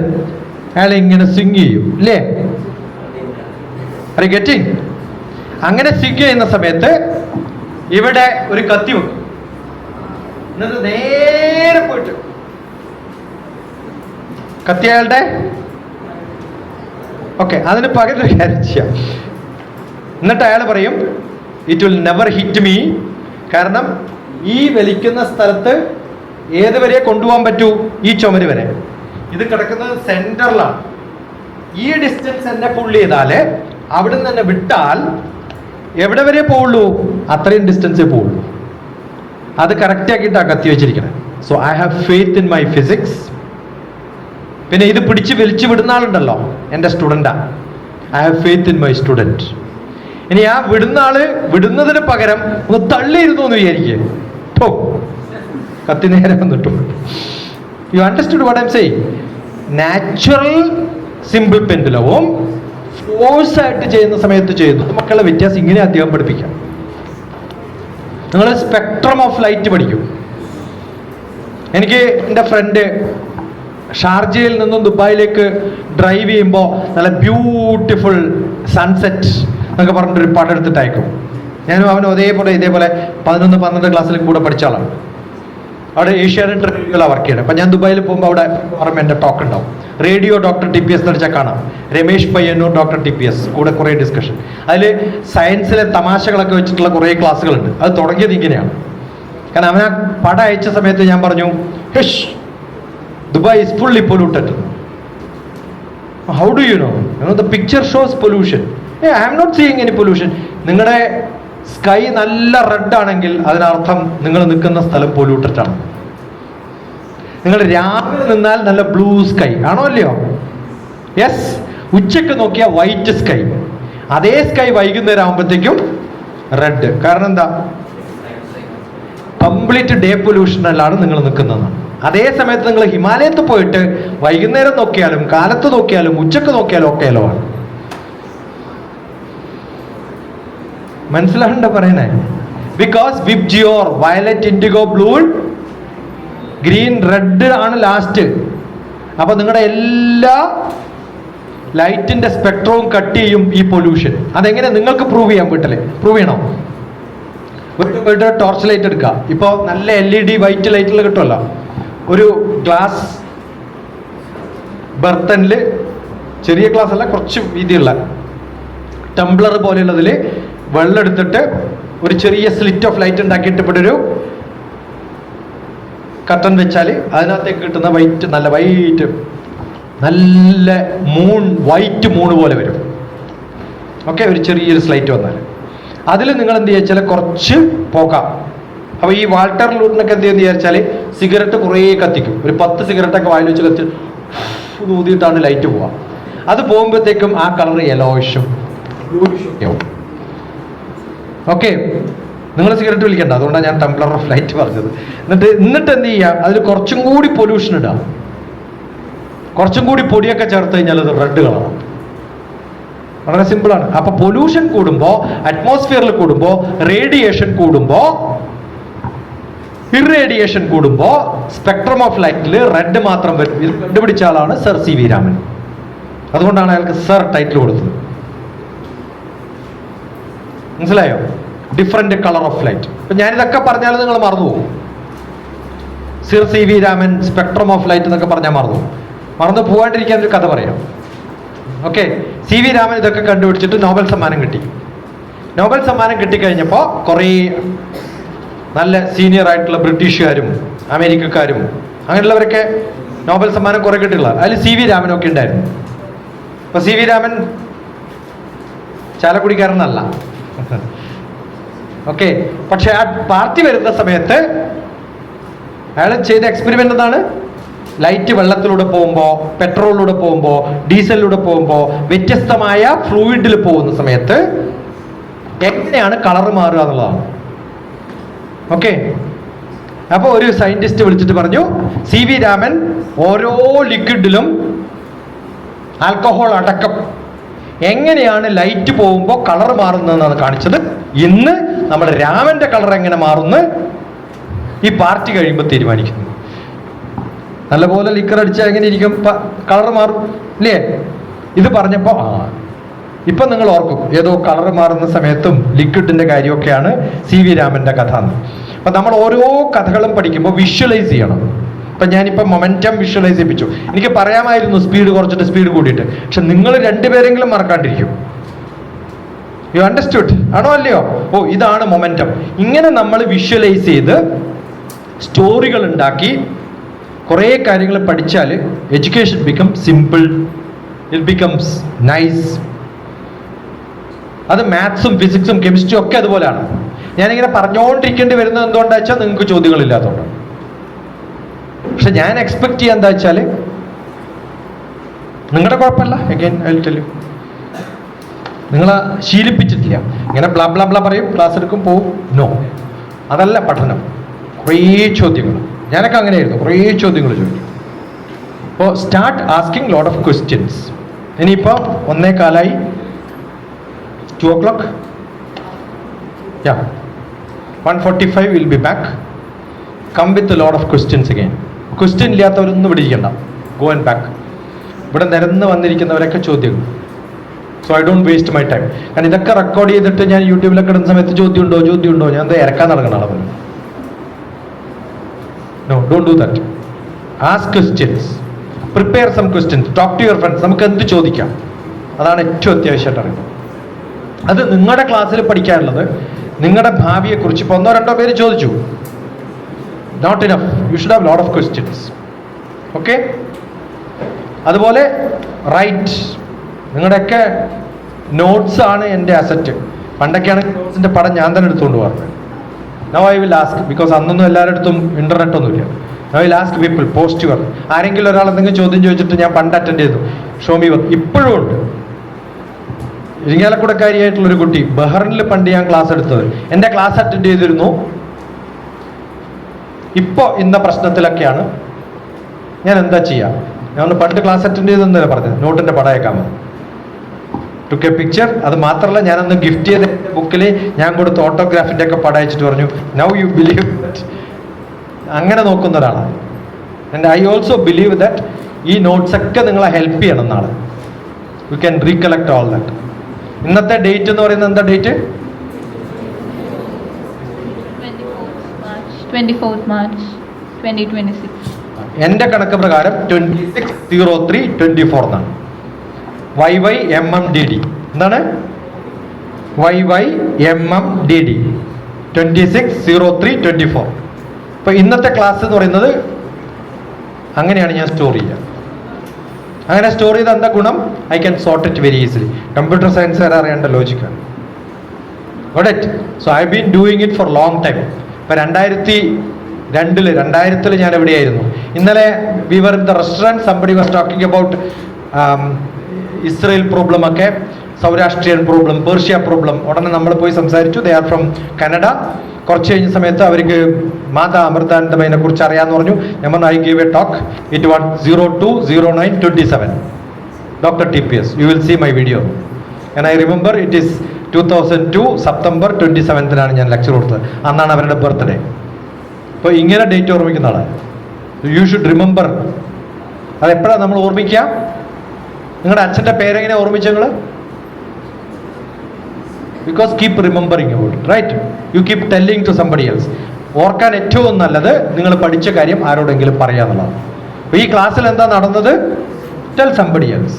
അപ്പം ചിലപ്പോൾ ക്ലാസ്സൊക്കെ കഴിഞ്ഞിട്ട് കുറച്ച് കഴിയുമ്പോൾ ഒരാൾ വിളിച്ചിട്ട് പറയും, ഇന്ന സ്ഥലത്ത് ക്ലാസ് എടുത്തിരുന്നു അല്ലേ? ആ കുട്ടി എൻ്റെ കൂടെ ബസ്സിൽ യാത്ര ചെയ്യുന്ന സമയത്ത് എന്നോട് പറഞ്ഞിരുന്നു ഇന്ന് ക്ലാസ്സിൽ നോക്കിയാൽ നടന്നു. അങ്ങനെ പരിചയപ്പെട്ടിട്ട് എന്നെ ഡിസ്കസ് ചെയ്യുന്ന, ബസ്സിൽ യാത്ര ചെയ്യുമ്പോൾ മീറ്റ് ചെയ്തിട്ടുള്ള ആൾക്കാർ പോലും ഉണ്ട്. That means students carry what I speak to somebody else. മനസ്സിലായോ? അങ്ങനെയാണ് നമ്മൾ പഠിച്ചതിനെ റീകളക്ട് ചെയ്യേണ്ടത്. പണ്ടൊക്കെ അങ്ങനെ റീകളക്ട് ചെയ്തിട്ടുണ്ടാവും. നിങ്ങൾ ചെറുപ്പത്തിലൊക്കെ പഠിച്ച കാര്യങ്ങളൊക്കെ അമ്മയോടും അച്ഛനോടൊക്കെ പറയും. ഇപ്പം പഠിച്ചത് ആരോടും പറയാറുണ്ടോ? നിങ്ങൾക്ക് നല്ല മാർക്ക് കിട്ടിയിട്ടില്ലെങ്കിൽ അച്ഛനും അമ്മയൊക്കെ വഴക്ക് പറയുമല്ലോ അല്ലേ? അത് പറയാണ്ടിരിക്കാനൊരു മാർഗം ഞാൻ പറഞ്ഞുതരാം. പഠിച്ചതൊക്കെ പഠിപ്പിക്കാം. എന്നിട്ട് നിങ്ങൾ എക്സാം എഴുതിയ ക്വസ്റ്റ്യൻ പേപ്പർ എടുത്തിട്ട് ഇതൊക്കെ എഴുതാൻ പറയാം. ഞാൻ എല്ലാം പഠിപ്പിച്ചതല്ലേ, ഇതും കൂടി എഴുത്. ധൈര്യം ഉണ്ടാവും അവർക്ക്. അങ്ങനെ ധൈര്യം ഉണ്ടാവണം. That means you must teach somebody else to learn better. That's the best method. 30 points to students. 20 points to parents and teachers.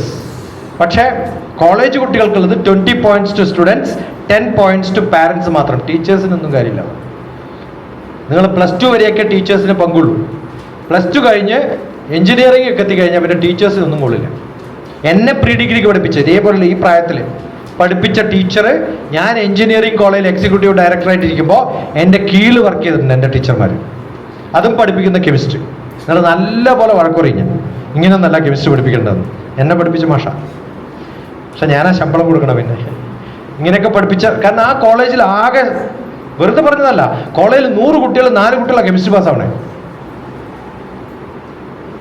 കേരളത്തില് എഞ്ചിനീയറിംഗിലെ 4% maths, physics, chemistry pass. Syllabus എന്താണെന്നറിയോ?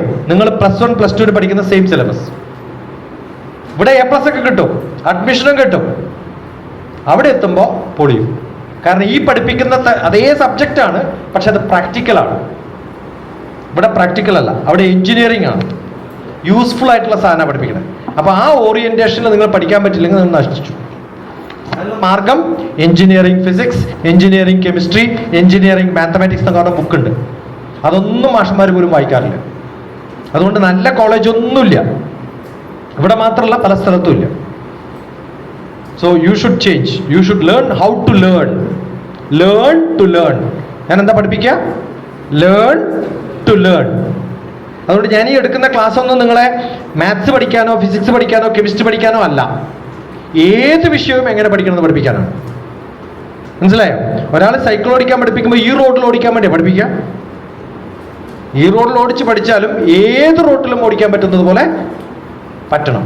ഇപ്പൊ 11th and 12th ലേണിംഗ് എങ്ങനെ പഠിക്കണമെന്ന് പഠിപ്പിക്കാൻ വേണ്ടിയിട്ടാണ്.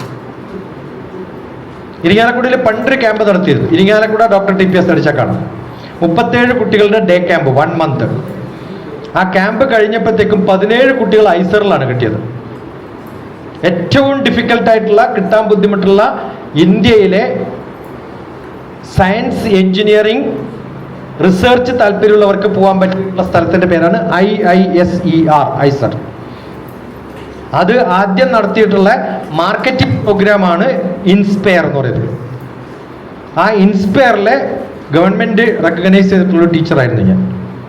So ഓരോ ഡിസ്ട്രിക്റ്റിൻ്റെ ഭാഗത്തും, district vice അല്ല, തൃശ്ശൂരും എറണാകുളമൊക്കെ കമ്പൈൻഡ് ആയിട്ട് ചില കോളേജിലൊക്കെയാണ് നടത്തുക. സെൻറ്റ് തെരേസസ് അവിടെ എവിടെയോ നടത്തിയത്.